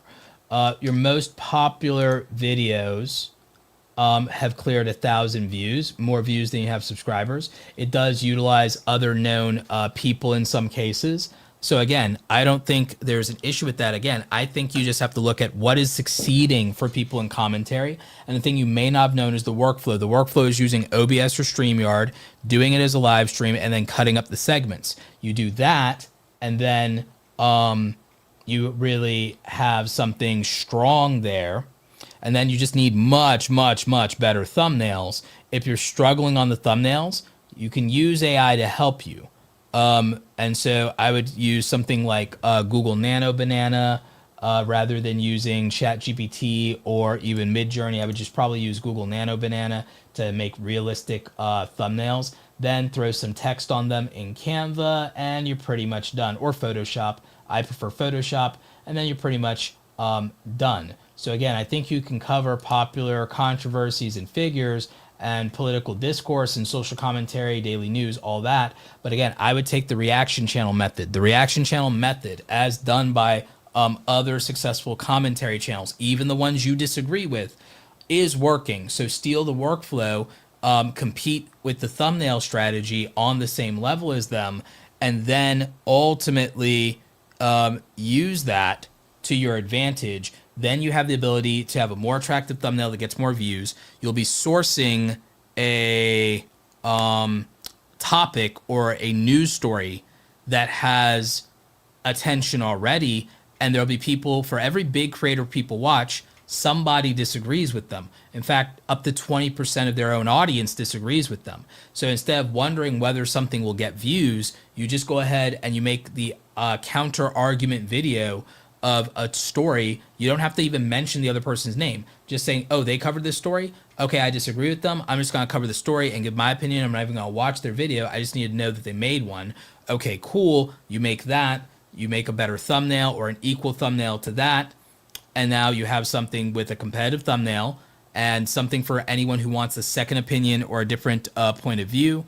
And so, yeah, that's what would work. But anyway, those are my thoughts. That's my opinion on this channel for Gilded Sages. Again, do you guys agree, disagree? Let me know in the chat. Let me know in the comment section if you're watching the replay. So yeah. So, so that's the thing. Again, most people don't know the workflow that the daily news and commentary people are using. The workflow is you go live or you record it. You cover 3 to 5 news stories. You go on a rant and a tear for each news story for 10, 15, 20 minutes, whatever you want to do. You do 3 to 5 news stories. You cut them up at the end. You don't have to really hardly edit at all. You make a thumbnail with Google Nano Banana, and you generate that thumbnail. You add your text in either Photoshop or Canva. You have your thumbnail now. You should make a thumbnail that's equal or better than the competition that gets the most views in your category. So you do that, and then boom, you have a news reaction daily commentary channel that can just churn out content over and over and over again if that's what you're doing. So Gilded Sages, hopefully you take that advice. Hopefully that works for you.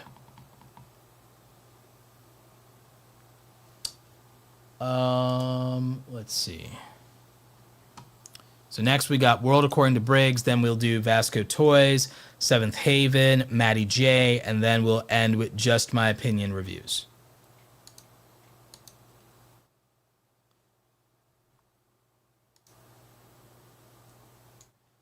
Let's see.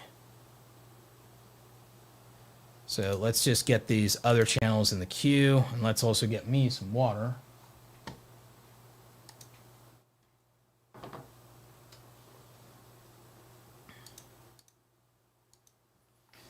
And again, for any of you thinking of doing commentary channels, again, that's the workflow that'll work. Same thing for reaction channels.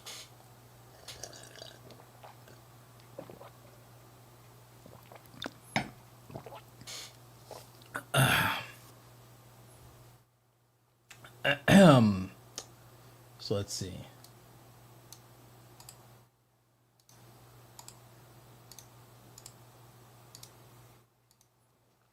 All right, so we've got our good friend World According to Briggs. Definitely, big fan of the channel. World According to Briggs has been one of the most prolific super chatters on the entire channel.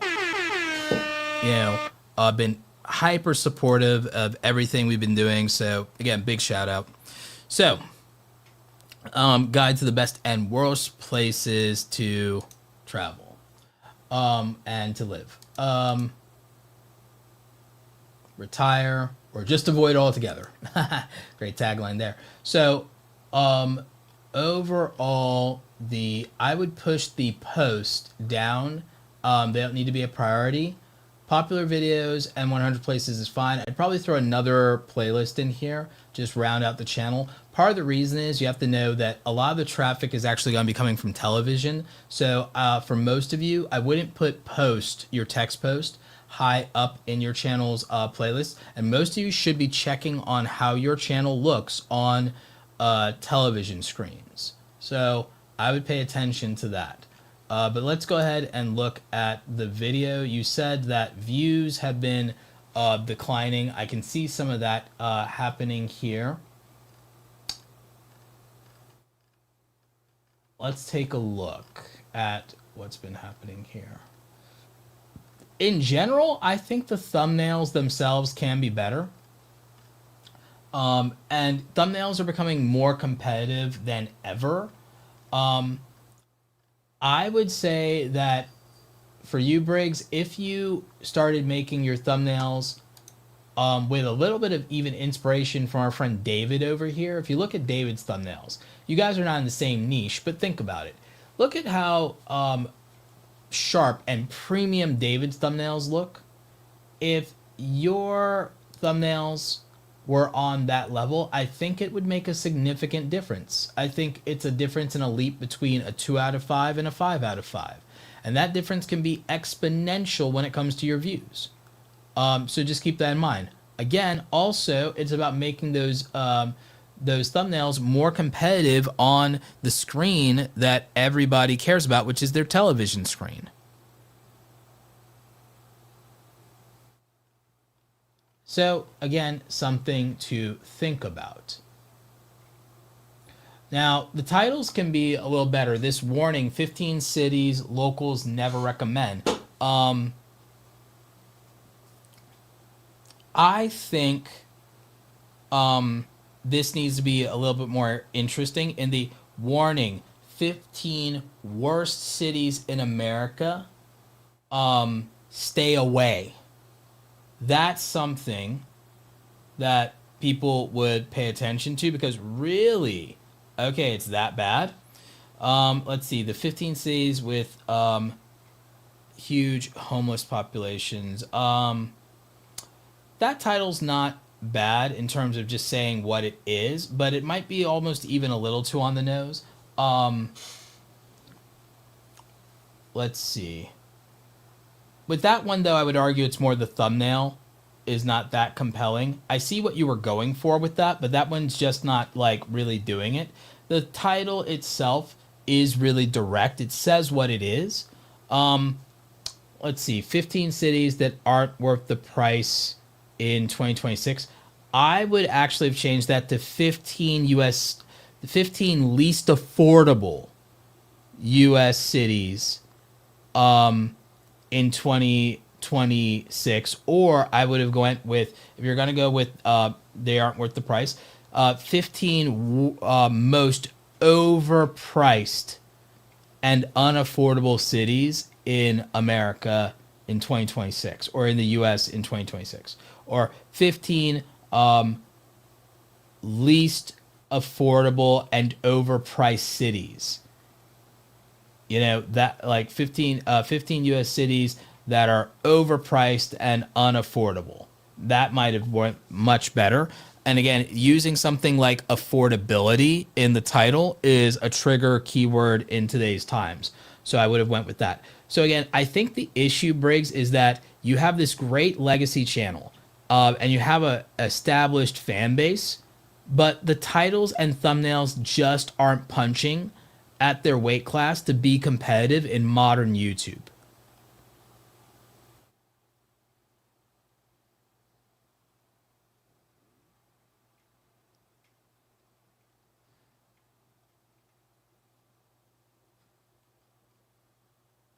So again, I think that these could just be stronger. The titles aren't the worst. The titles just need a little bit of punch. The titles are a 3 out of 5, but we could make them a 4 out of 5 or a 5 out of 5. The thumbnails, though, they're a 1 out of 5 or a 2 out of 5 at best lately, and they need to be a 4 out of 5, 5 out of 5 for a channel your size. People expect a much stronger, more premium thumbnail in modern YouTube. Let's see. Oh, by the way, for anyone looking right now while we're live at channel reviews are closed for the night. We'll do them again next week. So let's see. But yeah, in terms of like where the channel is having some struggle, I would say that. Also, again, there could be some things that could be done here with shorts. Your shorts are not primarily your thing. And it doesn't look like your shorts have been getting the most views lately. So again, we could just prioritize the long form. No problem with just prioritizing the long form.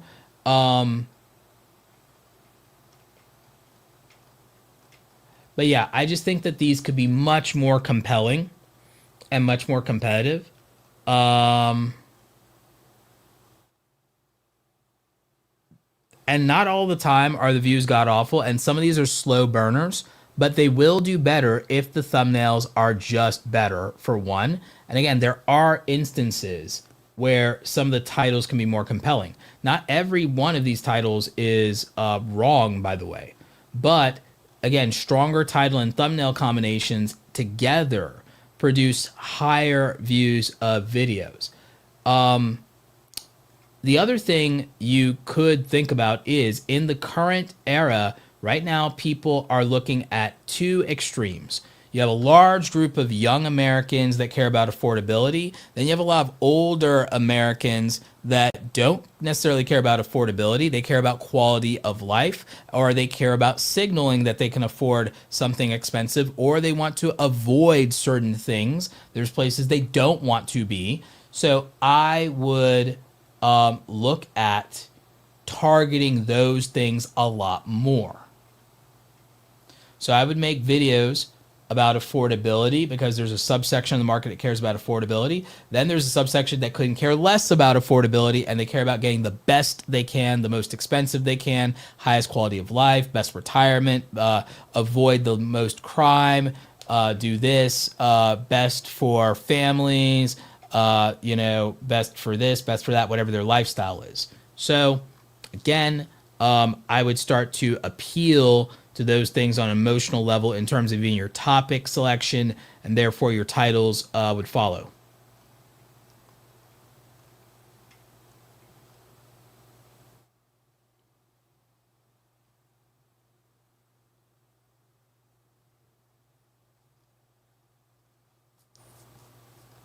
So yeah, those are some thoughts I have for you. Again, I think if you wanted to, if you ever want to reach out and do a one-on-one call, we could go into more depth on this and we can talk about what's going on with the channel here. I also think that if you can go even beyond with the channel, a one-a-day cadence, if you can step it up, again, you don't have to, but if you wanted to, you could step it up. And if you could get out, more quantity even with this while improving it, you can shore up the numbers and make sure that this is cash flowing right.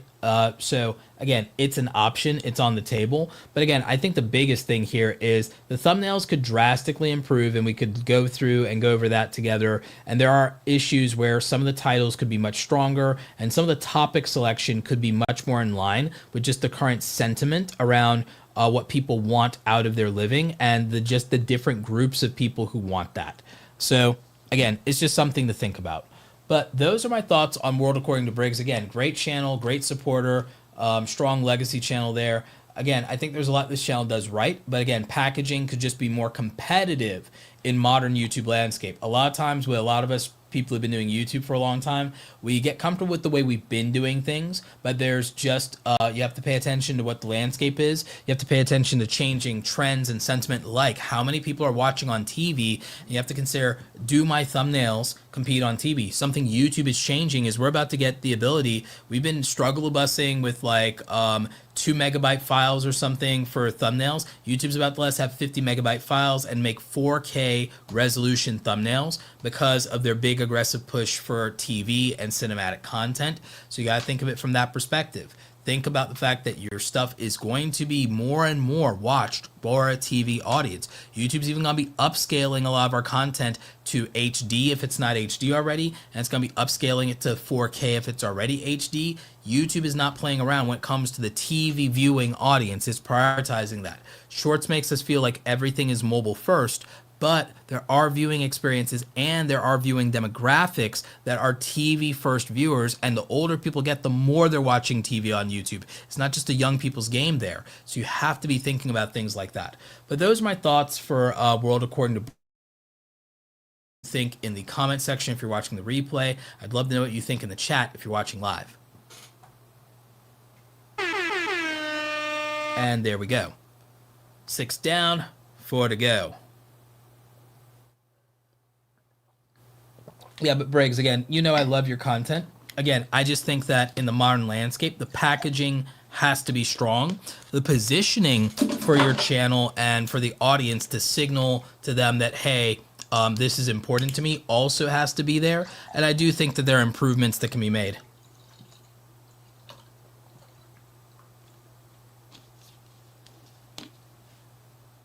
Again, also timeliness for you. Lean into the exodus and lean into people that might be fleeing New York and California right now.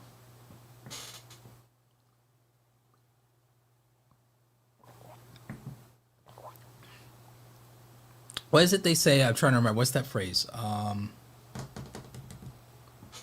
remember now. So there's a phrase. They say this thing. They say, and I'm bringing the props back, by the way, as you can see. They say this thing.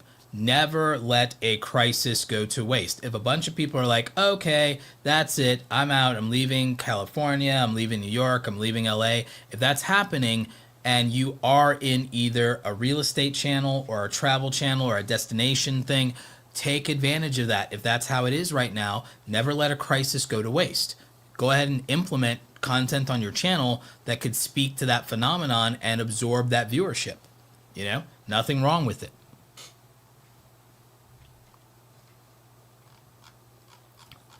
We got a super chat just for support from our friend Ryan. So thank you so much, Ryan DePaul. Appreciate you. We got another one from our friend Chips. Appreciate you. Yep. And so we've got 4 more channels to review here. I'm going to power through.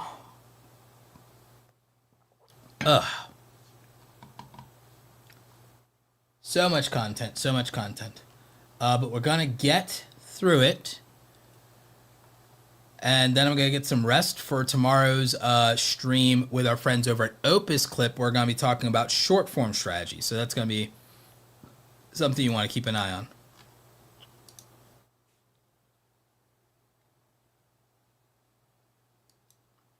And again, we will be doing this again next week. I'll probably schedule Friday's channel review live stream for next week. So I'll probably do that.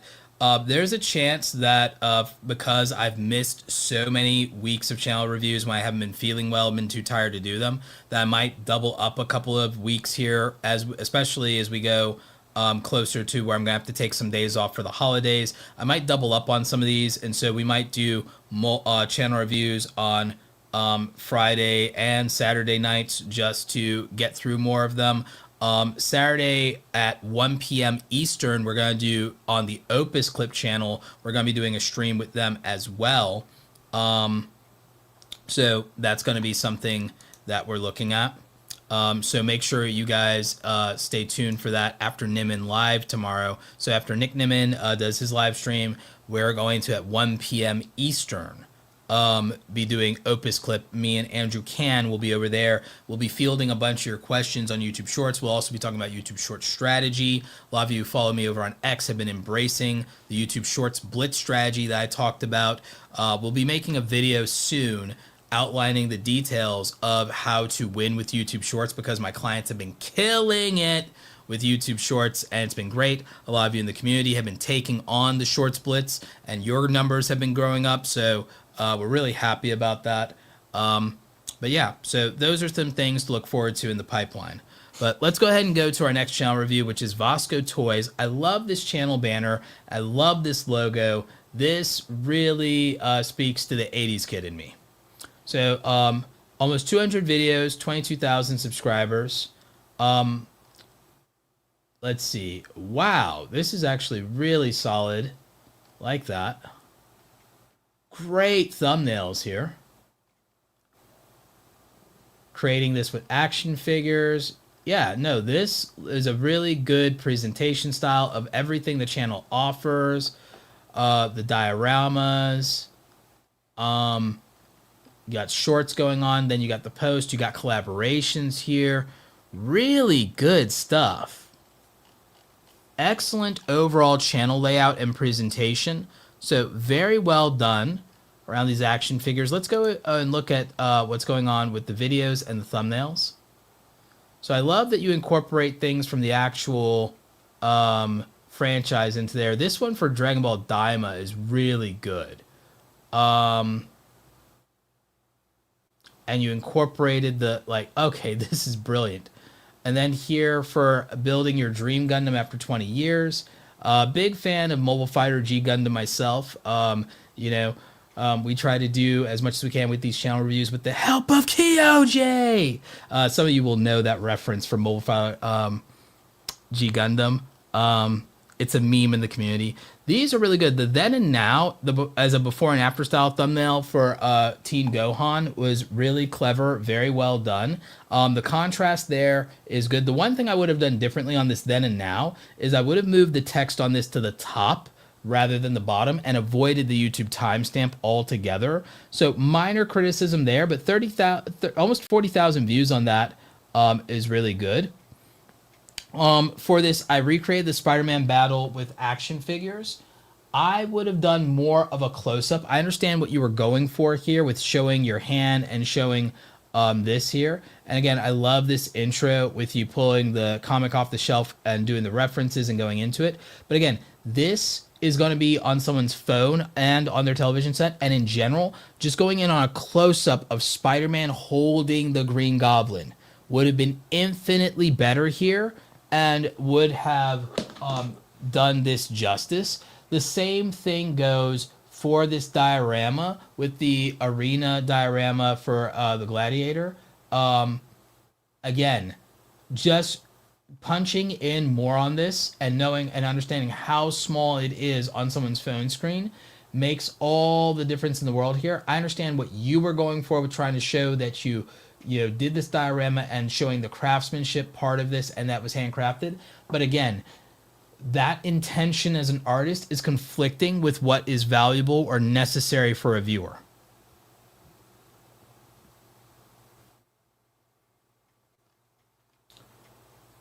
Let's see. Same thing with the Star Wars here. For the two Vegeta action figures, again, I think you should have done it the same way you did the Gohan one here. Again, my contention is taking the then and now and putting it at the top similar to a before and after. Also, again, too far zoomed out. I understand the craftsmanship and what you were going here for, but again, too far zoomed out, losing too much detail, especially on a mobile device. So again, that seems to be the biggest issue and criticism I have for most of your thumbnails.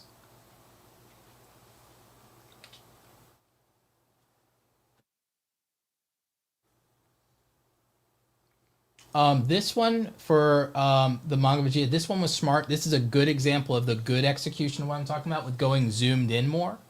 The then and now on the Vegeta, again, zoomed in more. Again, my only contention is the text hitting the timestamp here at the bottom would put it at the top instead.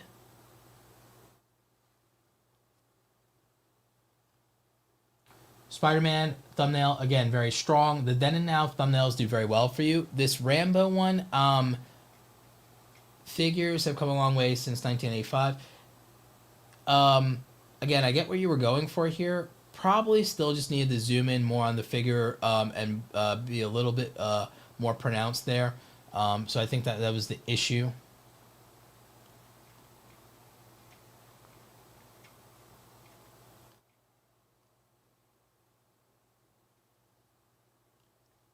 Same for the Goku one. Again, these views are not bad on this one. It's just that it could have been more if it was zoomed in. I understand you were going for representing scale here, but again, it just loses detail when it's on somebody's phone and they're trying to see what this is about and make a decision to click on something.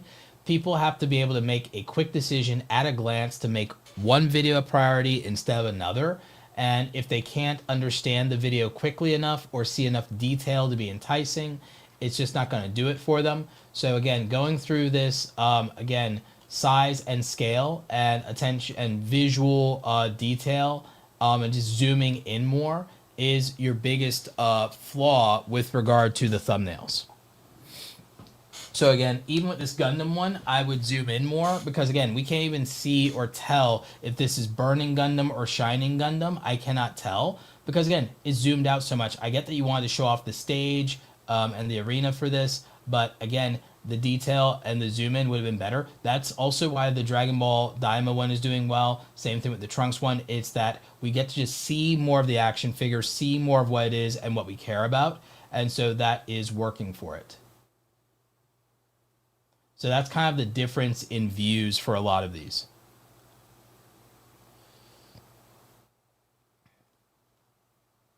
But overall, I think this is really great. Again, this channel speaks to the 80s kid in me. Let's look at your shorts. Again, some really good stuff here, some outliers on that. So keep posting shorts whenever you can. These are hit or miss for you, but I think it just depends on what it is and what the franchise is in some cases. But again, I'm fine with you doing shorts on this for the same channel. And again, they've done well. I think you could do more with them. I think you could do more of them, and you could definitely get away with that. If you want to post shorts more often, not going to hate it at all. In fact, if you could post shorts more often, probably grows the channel. And you do have a good shorts following here. So I'd consider if there's a way to do daily shorts, especially with how long it takes to do your regular videos. Your regular videos take a lot of time, take a lot of effort. You could supplement some of that with shorts and do really well, even behind the scenes shorts. Again, if you can post daily on those, I think it doesn't hurt you. I think it actually only helps you. So again, this is a well-executed channel. There's so much here that's being done right. I just think that there are some minor tweaks and changes that could make this much better. But what do you guys think? Do you agree with me in the chat if you're watching live? Do you agree with me in the comment section on the replay? Again, I love the branding of this so much. I love what you're doing with this. I love the theme of it. I love the execution. I just think the packaging sometimes could be a little bit better. And I really think you have to pay attention to that mobile audience and what the size and scale of those figures is going to look like on a phone, and that someone can't identify them quickly enough. And as for shorts, yeah, just post more of them. So those are my thoughts. Would love to know what you all think. All right, 7 channel reviews done, 3 to go. And then we'll have our 10 for tonight. We ended up doing 10. So, you know, is what it is. I found that second wind.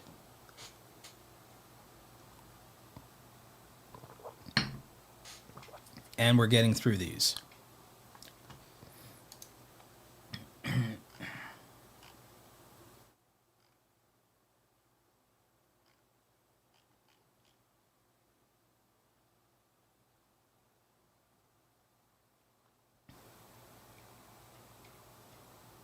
Yeah, we'll be doing these channel reviews again next week, most likely. I'll probably schedule next week's set of channel reviews tomorrow. I'll schedule next week's.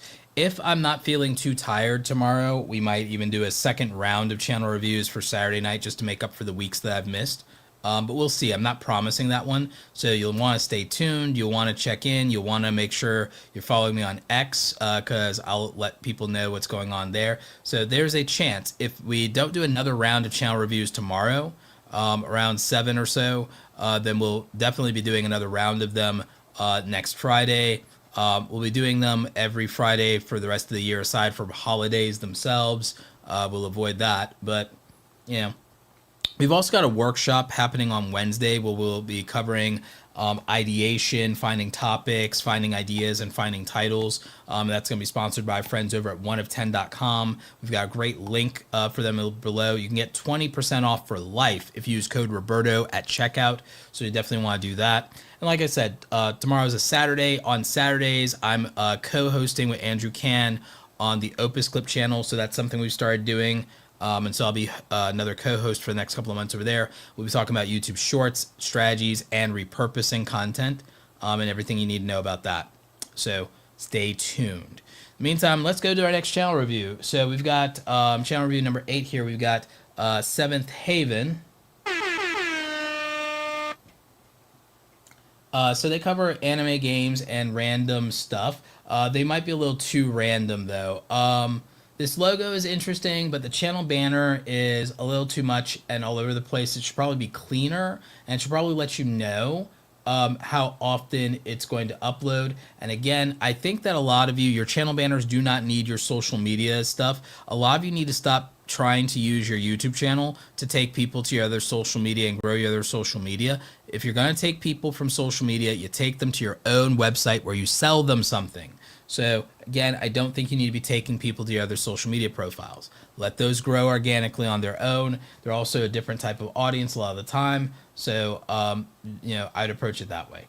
But again, banner could be a lot cleaner here. And we're going to see if the channel is too random.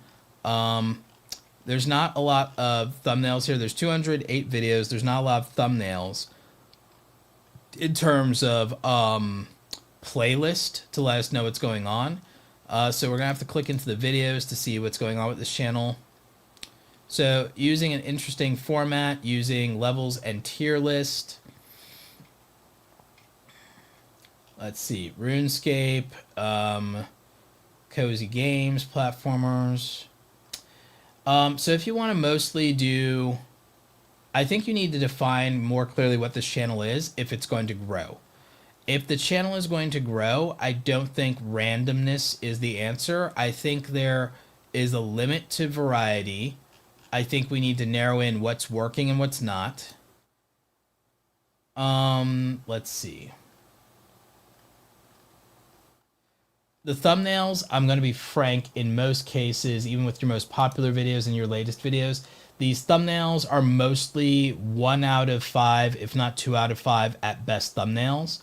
So you need to lock in and understand how to execute thumbnails well and what good thumbnails can look like. And I think you need to figure out what you're committing to because, again, I think for a viewer, their ability to commit to this channel and to understand what reasonable expectations for the channel are non-existent right now because it's just too over the place and it code switches way, way too much. I think you need to pick something to do here and lock in. Now, I think what that can be and what is getting decent views for a channel of your size and what it can be is I think you need to lock in on ranking videos, level videos, tier list. I think you need to go best to worst, tier list, ratings, rankings. So I think you need to be something of a review channel, but I think you need to review things in and about video games themselves. Because I think that the rest of it just isn't really hitting with the audience. It looks like once upon a time, if you were going to focus on individual games, you know, that could have worked, but or you could have been doing games commentary. I think there could be room for games commentary if you focus on gaming news. So here's what my suggestion is. My suggestion is you build out 5 specific content pillars. One of them should be explaining levels of things in games, of where the 5 levels of building a house in Minecraft, the 5 levels of doing this in Roblox, the 5 levels of doing it. I think you should do these level breakdowns of things for games. Then I think you should do rankings of games as a second pillar. I think you should do best to worst for games as a third pillar. And then I think you should do gaming news as a fourth pillar, of gaming news and industry news as a fourth pillar. And gaming news, I think, can or should be daily. I think you should do it. I think it will help. I think it will grow. And I think you could do daily news and reactions to things in gaming news, gaming space. There's no shortage of it. You could be talking about the layoffs at Square Enix. You could be talking about Asian companies pulling their funding out of Western games. There's a lot of opportunity there.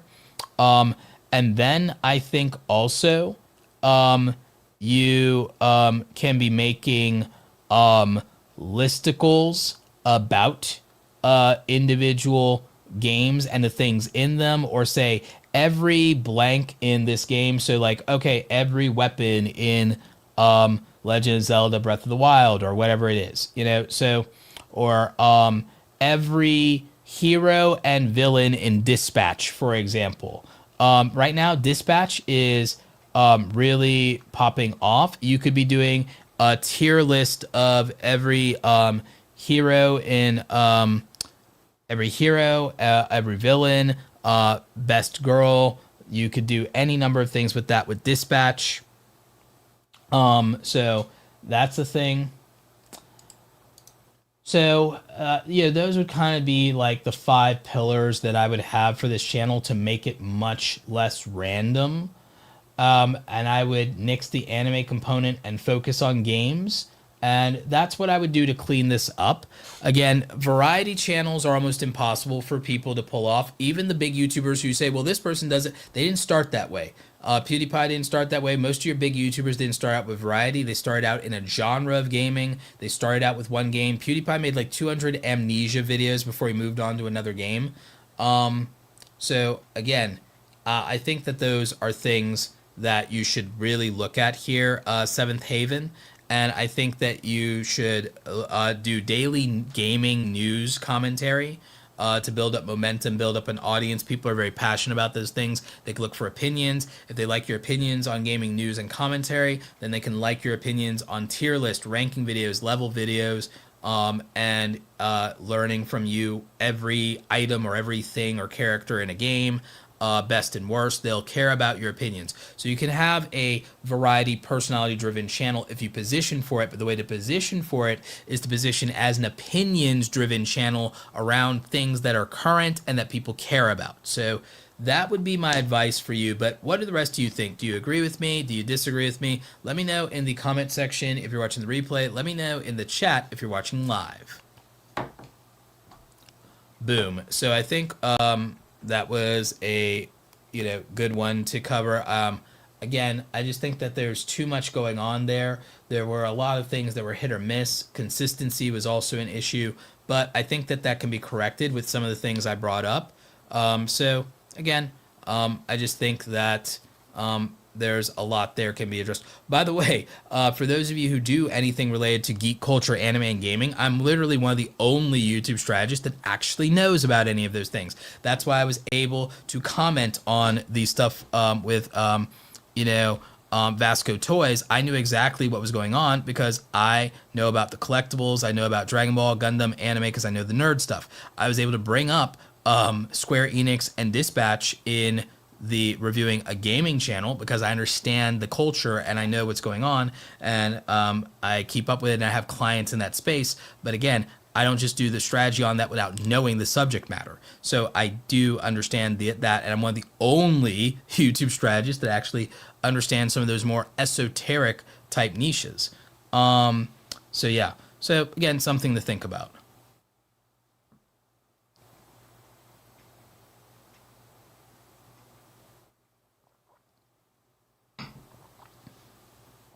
All right, let's move on to our second to last, our penultimate Matty J. So we got Matty J here. Looks like another gaming channel. So right up my alley. Kingdom Hearts profile pic. Nice touch with Sora there. But no channel banner. Interesting. Channel banners can be great. Channel banners could tell people your schedule and what your uploads are going to look like. Not a lot of playlist here. So again, you could flesh that out. Almost 1,000 videos. So yeah, there's stuff that can be fleshed out here. I'm assuming most of those are shorts. Let's see. You did a video about Charlie made millions from streaming. You say gaming, live streams, commentary, and more. Again, this channel might end up being a little too all over the place, so we'll see. Sora can't do this anymore. What's the most popular videos on this channel? It's probably gonna be shorts. Thumbnails aren't bad, hit or miss, not bad. Let's see. Is more of this shorts, or is it going to be more live streams? The shorts are hitting. Got it. Okay, so here's my answer for you. I'm going to suggest that for a lot of the stuff that you're doing and for the variety of stuff you want to do 5 to 8 shorts a day. Do 5 to 8 shorts a day. You could even get away with doing 8 to 12 shorts a day. And do 8 to 12 shorts. And instead of doing exactly what you're doing here, do facts and nostalgia and things around our favorite games of all time. So do things around our favorite games and anime moments of all time.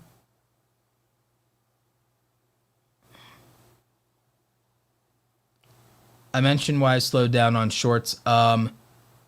Maddie, why did you slow down on shorts? You say you mentioned that there was a reason you slowed down on shorts. Tell me why. Because here's the thing: shorts are the thing that work the most for you. I wouldn't slow down on them. And in fact, if your channel is monetized, I absolutely wouldn't slow down on them. In donation comment. Okay, so I'm gonna pull the comment here. Main audience is shorts first, live second, third videos, average, this. Thoughts on titles, overall channel, donated 5 earlier. Okay, so here's the thing. I know you probably want, and I'm going to give you some advice on the long form. I'm already giving you advice on the long form. Here's the reason I am telling you to do more shorts. Here's the reason I'm telling you to do more shorts and your live streams, and you can do your live streams. But here's the reason I'm telling you to do more shorts, and I'm telling you to do shorts about anime's greatest moments and greatest moments in games, facts you don't know about games. Those things get easy views, easy shares, and again, if you started getting individual shorts that are getting like these kind of views and get 15K, 20K views, 30K views, and you were doing 8 or 12 shorts a day, you'd be getting hundreds of thousands of views per day. And it may not feel like shorts pay a lot, but when you're doing 8 or 12 shorts a day and you're getting hundreds of thousands of views per day on those shorts, then the money is actually really, really good. Because if you were getting like 300 to 500,000 views on shorts per day, you'd be getting millions of views on shorts per month. So I'm not saying don't do the live streams. I'm saying I would focus on streaming and shorts a lot more than I would care about long form videos. I'd be focusing on streaming and shorts, because if you're making good donations and money from your live streams mainly, and you're growing your overall audience because of shorts, then you could be getting millions of views a month from shorts, growing your subscribers more, and then you'd be making good money from just the sheer volume of your shorts.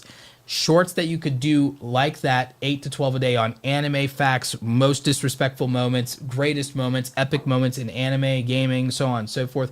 Facts about gaming, facts about Dragon Ball, facts about Kingdom Hearts, facts about Organization 13, facts about, Persona, whatever. Facts about Dragon Ball Budokai, thoughts about Shonen Jump, whatever. if you were doing all of these like anime and gaming fact-based videos and you were pumping them out 8 to 12 a day and making it really crazy simple, you don't have to over edit them, 5 to 15 minutes per edit, you could be making money hand over fist. You could get to a point to where you'd make $100 a day because of shorts. $50 to $100 a day because of shorts every day on the table. That's possible. And then as for your live streams, I'm not telling you to not do live streams. I am going to tell you though, the thumbnails for the live streams are really, really bad. These are 1 out of 5 live stream thumbnails at best. But also, I don't think you need to always be live streaming gameplay of Dragon Ball Kingdom Hearts. Again, you're maxing certain amount of views on this. I think you need to be playing current games. I think you have to be playing current games. So right now, I'd be playing current games that people are really adamant about in the community. Right now, I'd be playing Dispatch because it is a game and it has anime-like aesthetics. I'd be playing Dispatch. I'd be playing Expedition 33. I would be playing things like that. I'd be clipping things like that. I'd be clipping the cinema scenes from those games. I'd be playing games. I'd be playing these indie games. I'd be playing Silk Song right now. I'd be doing that. There's an upper limit to what you're going to get out of these nostalgic old games. You need to be playing relevant current games. Bottom line. And so I would be doing that. For regular videos, again, the video about Charlie, this is a throwaway video. Your audience isn't really into that, and they can watch so many other videos or people's responses about that. Again, for the long form stuff you are doing, there's so much you could be doing. Like, who wins between Hokage versus Uchiha? No. Do most disrespectful moments in Naruto. Just do like do a reaction style commentary video with footage and learn from CJ to Champ and literally do a most disrespectful moments in Naruto episode 1. Most disrespectful moments in Baki episode 1. Like, again, most savage moments in Naruto episode 1. Most savage moments in Baki episode 1 if you're going to do it. Again, if you're going to cover things like Sparking Zero and Dama, you need to do something like 47 facts about Sparking Zero you don't know. Stuff like that. Learn and reference from Skip the Tutorial, right? So again, it's things like that. With channels like these, it can be very difficult because you're passionate about the subject and stuff like that, but some of it's way too all over the place. It doesn't focus in on what people would value and matter more and matter most. And as somebody who's been in the anime and gaming community for a long time, I'm telling you what works versus what doesn't. And so there's a lot more that you could have going for you 1,000 videos in right now if you just get your stuff a lot more focused. But also, for the love of God, you've got to get the thumbnails straight. You've got to get from being a 1 out of 5 in thumbnails to being at least a 3 out of 5, if not 4 out of 5 or a 5 out of 5 in the thumbnails. The packaging has to be better or it's skip the video. People have too many good options to put up with a bad thumbnail in modern YouTube right now. So that's something that's got to happen. But those are my thoughts for you, Maddie J. Again, I'd love to know what you all think in the chat if you're watching live or in the comment section if you're watching the replay. Again, I think there is potential for the subject matter. I just think it's a matter of focusing on the execution and tuning things up a lot. And again, the thumbnails can definitely be better, but we could be going here to hundreds of thousands, if not millions of views a month if the subject matter is tightened up and if and again 10 to 20 clips a day on the shorts. You got to post more shorts.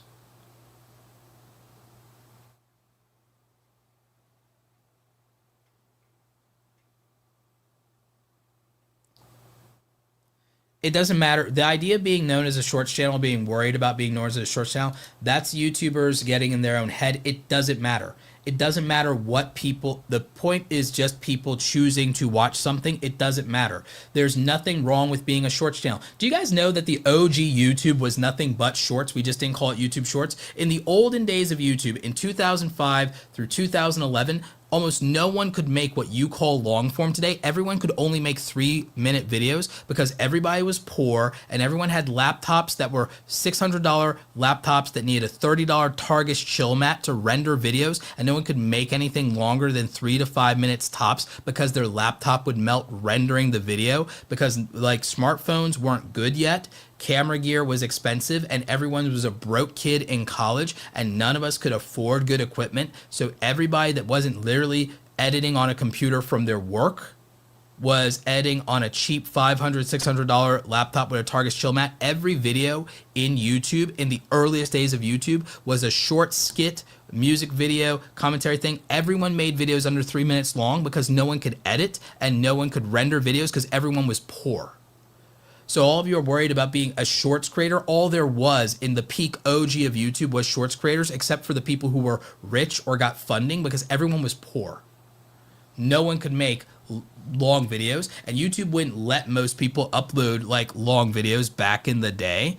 You know, so there is that thing. And yeah, I hear you on, you want a video, you want a loyal audience like Corey X Kenshin and Penguin Zero. You have to work your way up to those things. You can't just want those things. Again, your thumbnails, like Charlie can make lazy thumbnails because he's been an OG YouTuber for like over a decade and he has the deadpan thing going for him and he can do that. But your thumbnails, you can't do that as an unknown YouTuber. A big YouTuber can do that, a small YouTuber can't.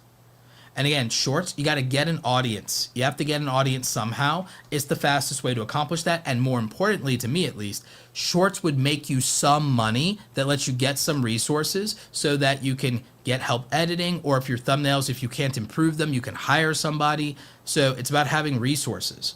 A lot of people, a lot of the things, a lot of the YouTubers you admire, they had a different come up in YouTube and it was a different era. It was a different era. And they could do certain things, and that's just kind of how it was. Today, you have to be much more competitive because no one wants to watch a discount version of a big YouTuber, so you have to forge your own path. And again, there's nothing wrong with starting or getting an audience from shorts. You can make money on shorts. I've proven you can make money on shorts with what my clients are doing, especially the gaming channels. It's there for them. They can make some really, really good money if they can get the views. With live streams, again, you cannot make throwaway live stream thumbnails on YouTube. This is not Twitch. You have to come hard on the thumbnails as well. Queso is an anomaly. Queso is an anomaly because he's a jolly, cool, fat dude who can make fun of himself. Like, a lot of you need to stop worrying about what big YouTubers are doing that are personalities that are famous, because you're not. You're a small YouTuber. You have to play the game differently. You cannot sit there and doing what Queso does, doing what Penguin Zero does would be me worrying about what Elon Musk and Jeff Bezos does. They're billionaires. I can't build my business off of what a billionaire is doing when I'm a small business owner making 6 figures. It makes no sense. So small YouTubers cannot build off of what multi-millionaire YouTubers, they have teams. Number one, they have teams. They have someone to do their editing for them. They have people to do clipping for them. They have managers to go out and get brand deals for them. They've got all these resources. They also have unlimited time. They're full time. They're rich. We cannot sit there and look at their stuff and then try to always apply it to yourself. Even a mid-ladder creator can't always do that. Okay, a mid-tier creator can't always do that. A small YouTuber cannot sit there and look at what OG YouTubers that didn't have competition and got to blow up and be early to something in the early days of YouTube can't go off of that. But then on top of that, yeah, you can look at Asmongold, you can look at Queso, you can look at you can admire these people, but again, it's nice that they can post whatever they want, but a regular person can't do that. I can't shoot my mouth off the way Elon Musk does. Elon Musk can shoot his mouth off because he's a billionaire, about to be a trillionaire. I can't do that. But there are ways to approach the content game. You can live stream, set up your OBS or your StreamYard, and clip farm, and that's a thing that you can do like they can do. So that's something you can do. But there are other things you might want to look at doing to make yourself competitive and give yourself a shot. You have to look at your situation and what works for your situation. You also have to remember, these people are full-time. They don't have to work a 9-to-5 job and do content. They don't have to run another business and do content in many cases. They just get to be a content creator. That's wildly different than most people's situation. The other thing you have to look at is they are doing what works for them, and what works for them won't always work for you. So you have to apply it to your own situation. You have to.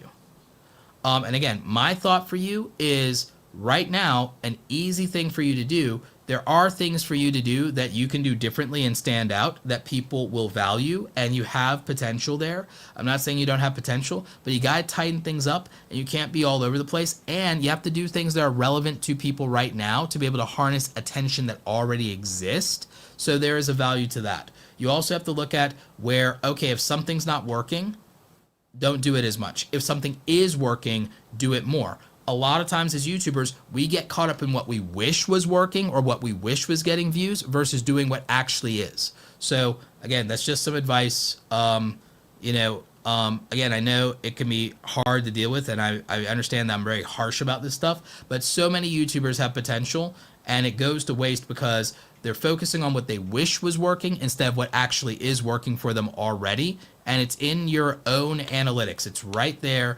Sometimes staring you right in the face, but we don't like the videos that like us back sometimes, and that's the problem. A lot of times we wish this type of content would do well instead of just learning to enjoy the content that's actually performing for us. So there is that.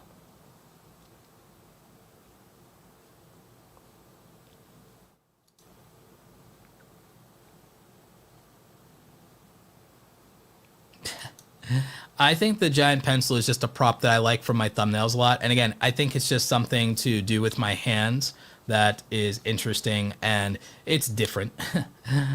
I like props. I'm a prop guy.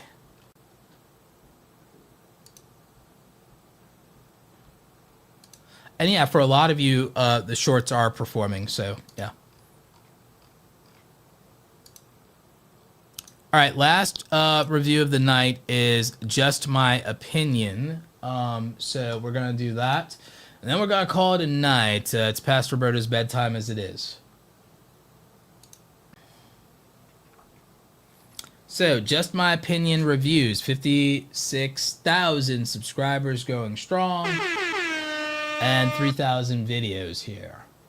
So, okay, we've done this one before. Let's see what's going on. So we got movie reviews here. And these thumbnails look spiffy. Spoiler movie reviews, series reviews, IT, Welcome to Derry, Tyler Perry, Black Movie Marathon, so Alien Earth. So great list of playlist here. Love it. Let's dive into the thumbnails. Also, very, very good branding here in terms of this channel banner. Just have to say that again. Good here with the profile pic. So,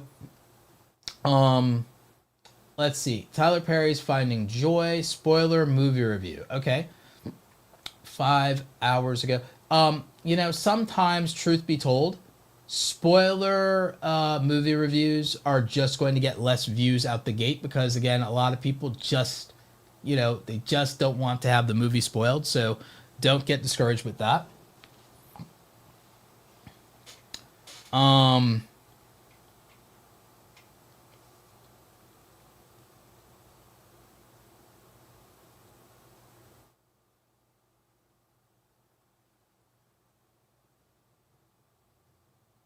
Predator Badlands, future of the franchise. This is a good amount of views for that. Thumbnail here is actually exceptional. Well done. A lot of your thumbnails are 4 out of 5 or 5 out of 5. This Predator thumbnail is a 5 out of 5. Now with some of these, again, I know exactly why you've said in the past you're covering a lot of the Tyler Perry stuff. It just might not be getting the juice that it used to, and especially some of these that are nostalgic, older Tyler Perry stuff. Again, you're doing them, and I know why you want to do them. You got to just accept that on the views for these, that There's just less interest in them. Maybe they'll get more views over time. Because people are always kind of into the current thing. But again, also with the current thing, if it's a spoiler, it also can make people go, "Ooh, I don't want that spoiled for me." So, or "Oh, I want to make my own opinion of it. I don't want to hear what the critics are saying."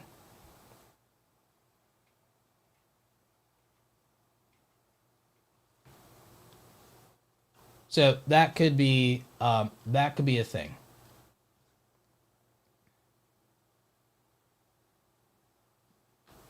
1 second here.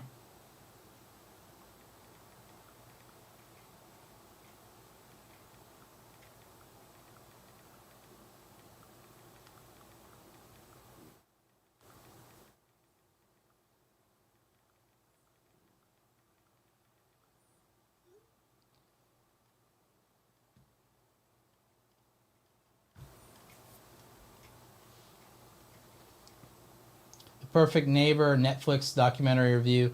This one is good because I do think that you'd be surprised how many people are actually searching for this. Anything that Netflix is pushing um, has a pipeline built in. Again, the older stuff from Tyler Perry, I get exactly why you're doing it, so I'm not gonna harp on it too much. My thing with that is just you're gonna have to accept lower views on that and a slow burn on that. It could do well long term as an evergreen series, but again, people's big interest will be on newer things, especially Netflix. Netflix shows and series and movies are doing really well for you. This Alien Earth one might have done better if you'd shown one of the aliens in it.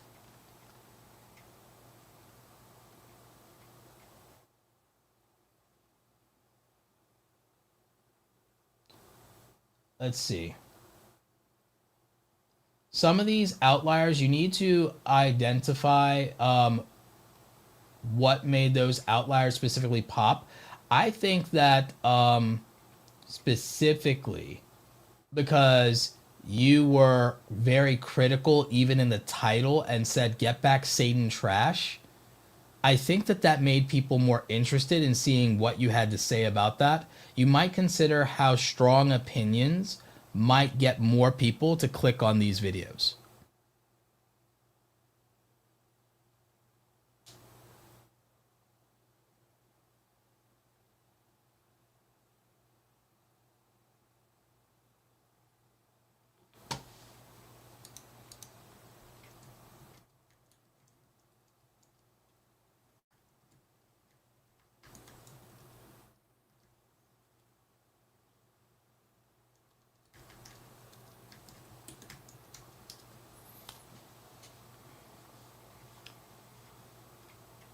Let's see here. Your thumbnail quality, as I said earlier, is excellent. I especially love when you do these high contrast thumbnails that are really artistic, that remind me of, like, doing poster art. So my thing is here, I think you know what works on this channel, and I think you know why. I think that the conflict or the contrast is that right now, for artistic reasons, that you want to cover some additional things like the Tyler Perry series that you're doing, and there's nothing wrong with that. You just have to understand that the audience may not be there for it. Again, the Michael trailer reaction, 9,000 views in one day, blowing everything else out of the water here. And same thing for Predator Badlands, because they are the current thing.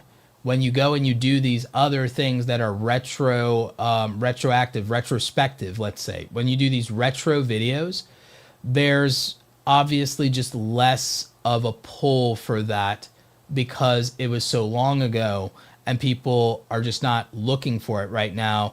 Or again, if it's in their feed, it's not a priority for them because it's super old school. There's some audience for it, but it's clearly a smaller audience. You know what's going to work for your channel. I deep down believe you know what's going to work for your channel. And I think that you know why things are working for your channel. but I think that there's just things you want to do right now, even if they underperform because you like them. And there's nothing wrong with that. I just think that you have to know that that's how it's going to be for those particular videos, versus what the audience wants more and most. And again, the other thing I would say is some of that can be circumvented with strong opinions. Look at this one.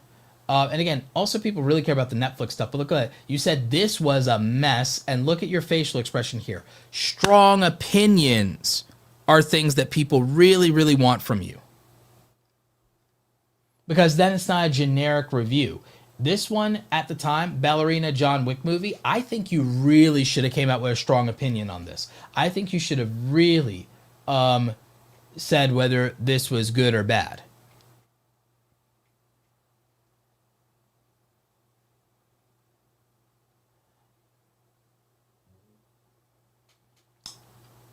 I think remake rumors are also a good potential source for you. Ironheart trailer reaction. Your facial expression here tells me everything, but you didn't go and lean into that opinion in the title. And I think if you had, this would have got 10,000 views at the time.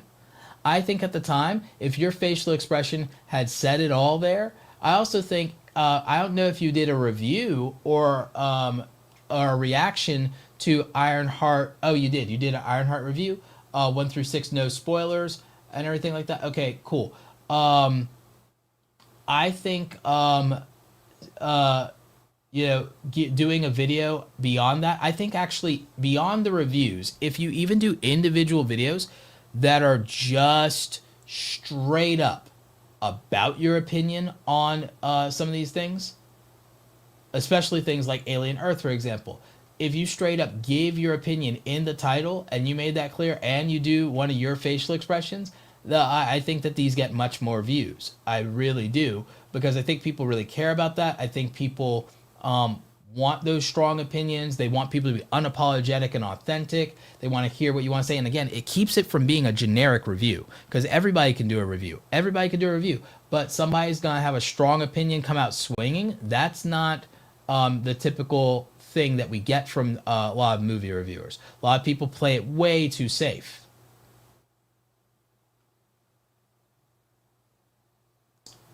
I wonder if you have a Ryan Coogler collection of reviews. That could be a good playlist for you here.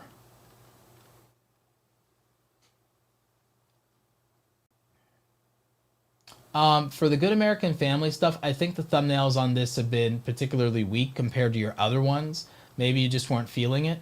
But yeah. But again, I've always felt that you had a great channel with great potential. I've always loved your visuals. I've always loved your facial expressions for this stuff. I've loved the thoughtfulness that you put into your content. Again, I just think there are some areas of execution that can be tuned up a little bit. I think you should lean into your strong opinions more. And I think you need to balance and know, okay, I'm doing some of these videos and knowing what the current thing is and how well that current thing can do. And then also, I think that you have to, with the nostalgia stuff, it's well made, it's well packaged, it's well executed, but you have to accept that it's going to be a slow burn and it's going to take a while to gain traction. And then the Tyler Perry stuff, if it's on Netflix, you need to say that's on Netflix, because people care about that if they have a Netflix subscription. If it's on another syndication or streaming thing, you got to call that out as well. And I think you may underestimate the value of positioning things based on what streaming platform they are. There are people who straight up will be like, oh, that's on Hulu? I've got a Hulu subscription. Oh, that's on Netflix? I've got that. Oh, I've got Disney Plus. So I think, oh, I've got Apple TV. So I think that people really care more about that than you might think. So do keep that in mind. But again, overall, well executed as always, my friend. Great packaging. There's just some things that you could do a little differently here. For your short form, I think that you might want to consider how you're approaching short form. And one thing I would tell you is, beyond these reactions and stuff like that, I think you should really give us movie facts and movie trivia. That stuff just does extremely well, and you could do a lot of it, and you can get a lot of views, subs, get some money out of that. and it's always something that people do end up watching is movie trivia, celebrity facts, and things of that nature. So I would definitely explore that.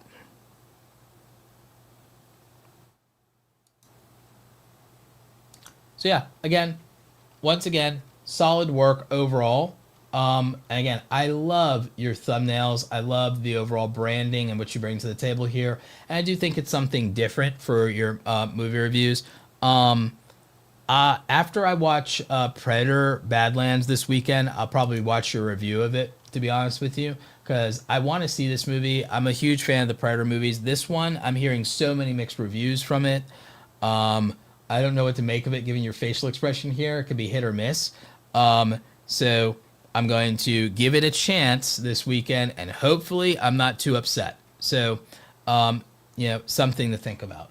But yeah, that's it for just my opinions review from me, given my opinions. So what do you guys think? What are your opinions of this channel? Let me know in the comment section. Let me know in the chat. Again, I think it's a great channel. I think there's some strong things here. I think that when you do this stuff though, and then when you want to go and do retroactive or nostalgia things, you got to accept that sometimes the moment has passed. And then also there's the current thing, but also, like I've always told you guys, strong opinions win on YouTube and social media in general. Whether we think that that should be the case or not, strong opinions win. So that's just something I want to put out there. But again, great job. Thank you for the super chat from Stacy Brooks. Appreciate you. Thank you, my good friend Red Marina, for the super sticker. Yeah, I see you guys have been super lively in the chat. Yep. Absolutely. I agree.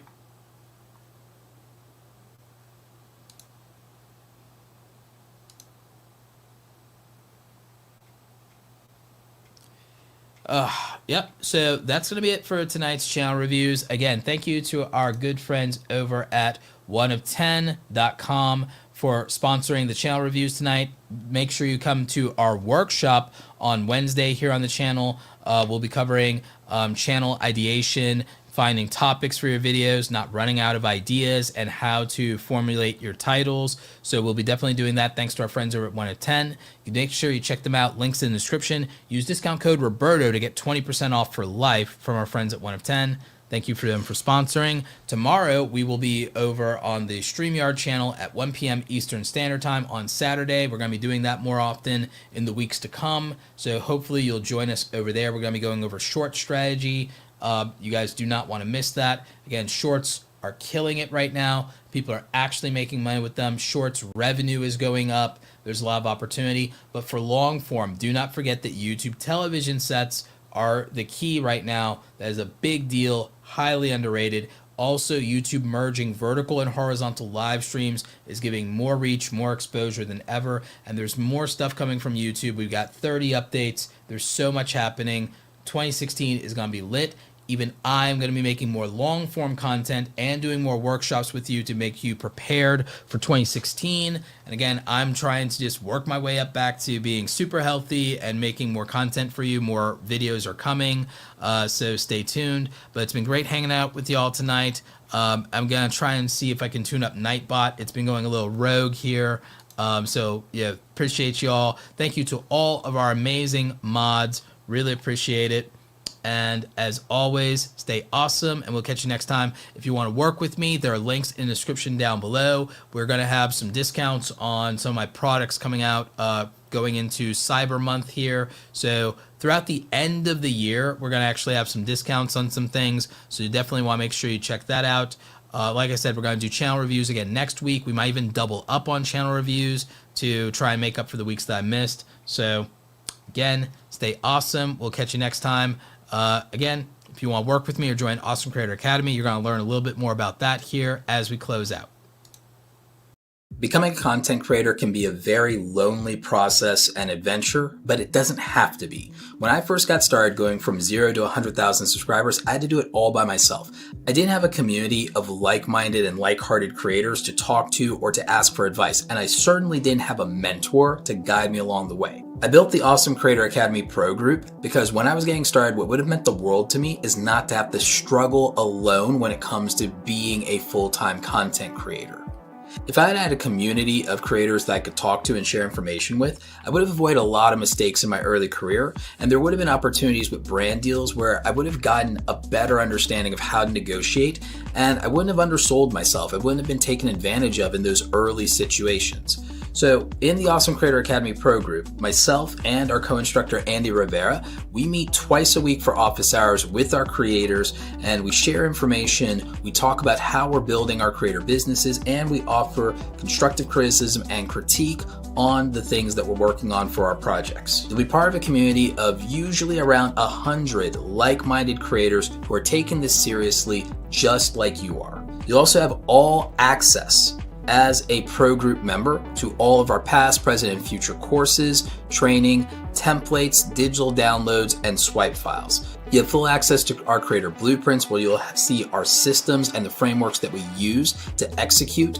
You know, you always fall or rise to the standard of your systems. A lot of people really underestimate how important that is. We have digital download templates that can help you so you don't have to start with a blank canvas. These done for you files are actually incredibly helpful, especially for things like your thumbnails, your media kits, and anything you need for your branding as a content creator to look professional. We have email swipe files that help you with reaching out to brands. We have great information in helping you price yourself and build your packages appropriately. And remember, as part of the pro group, you have the opportunity to ask questions from myself and all the other creators participating.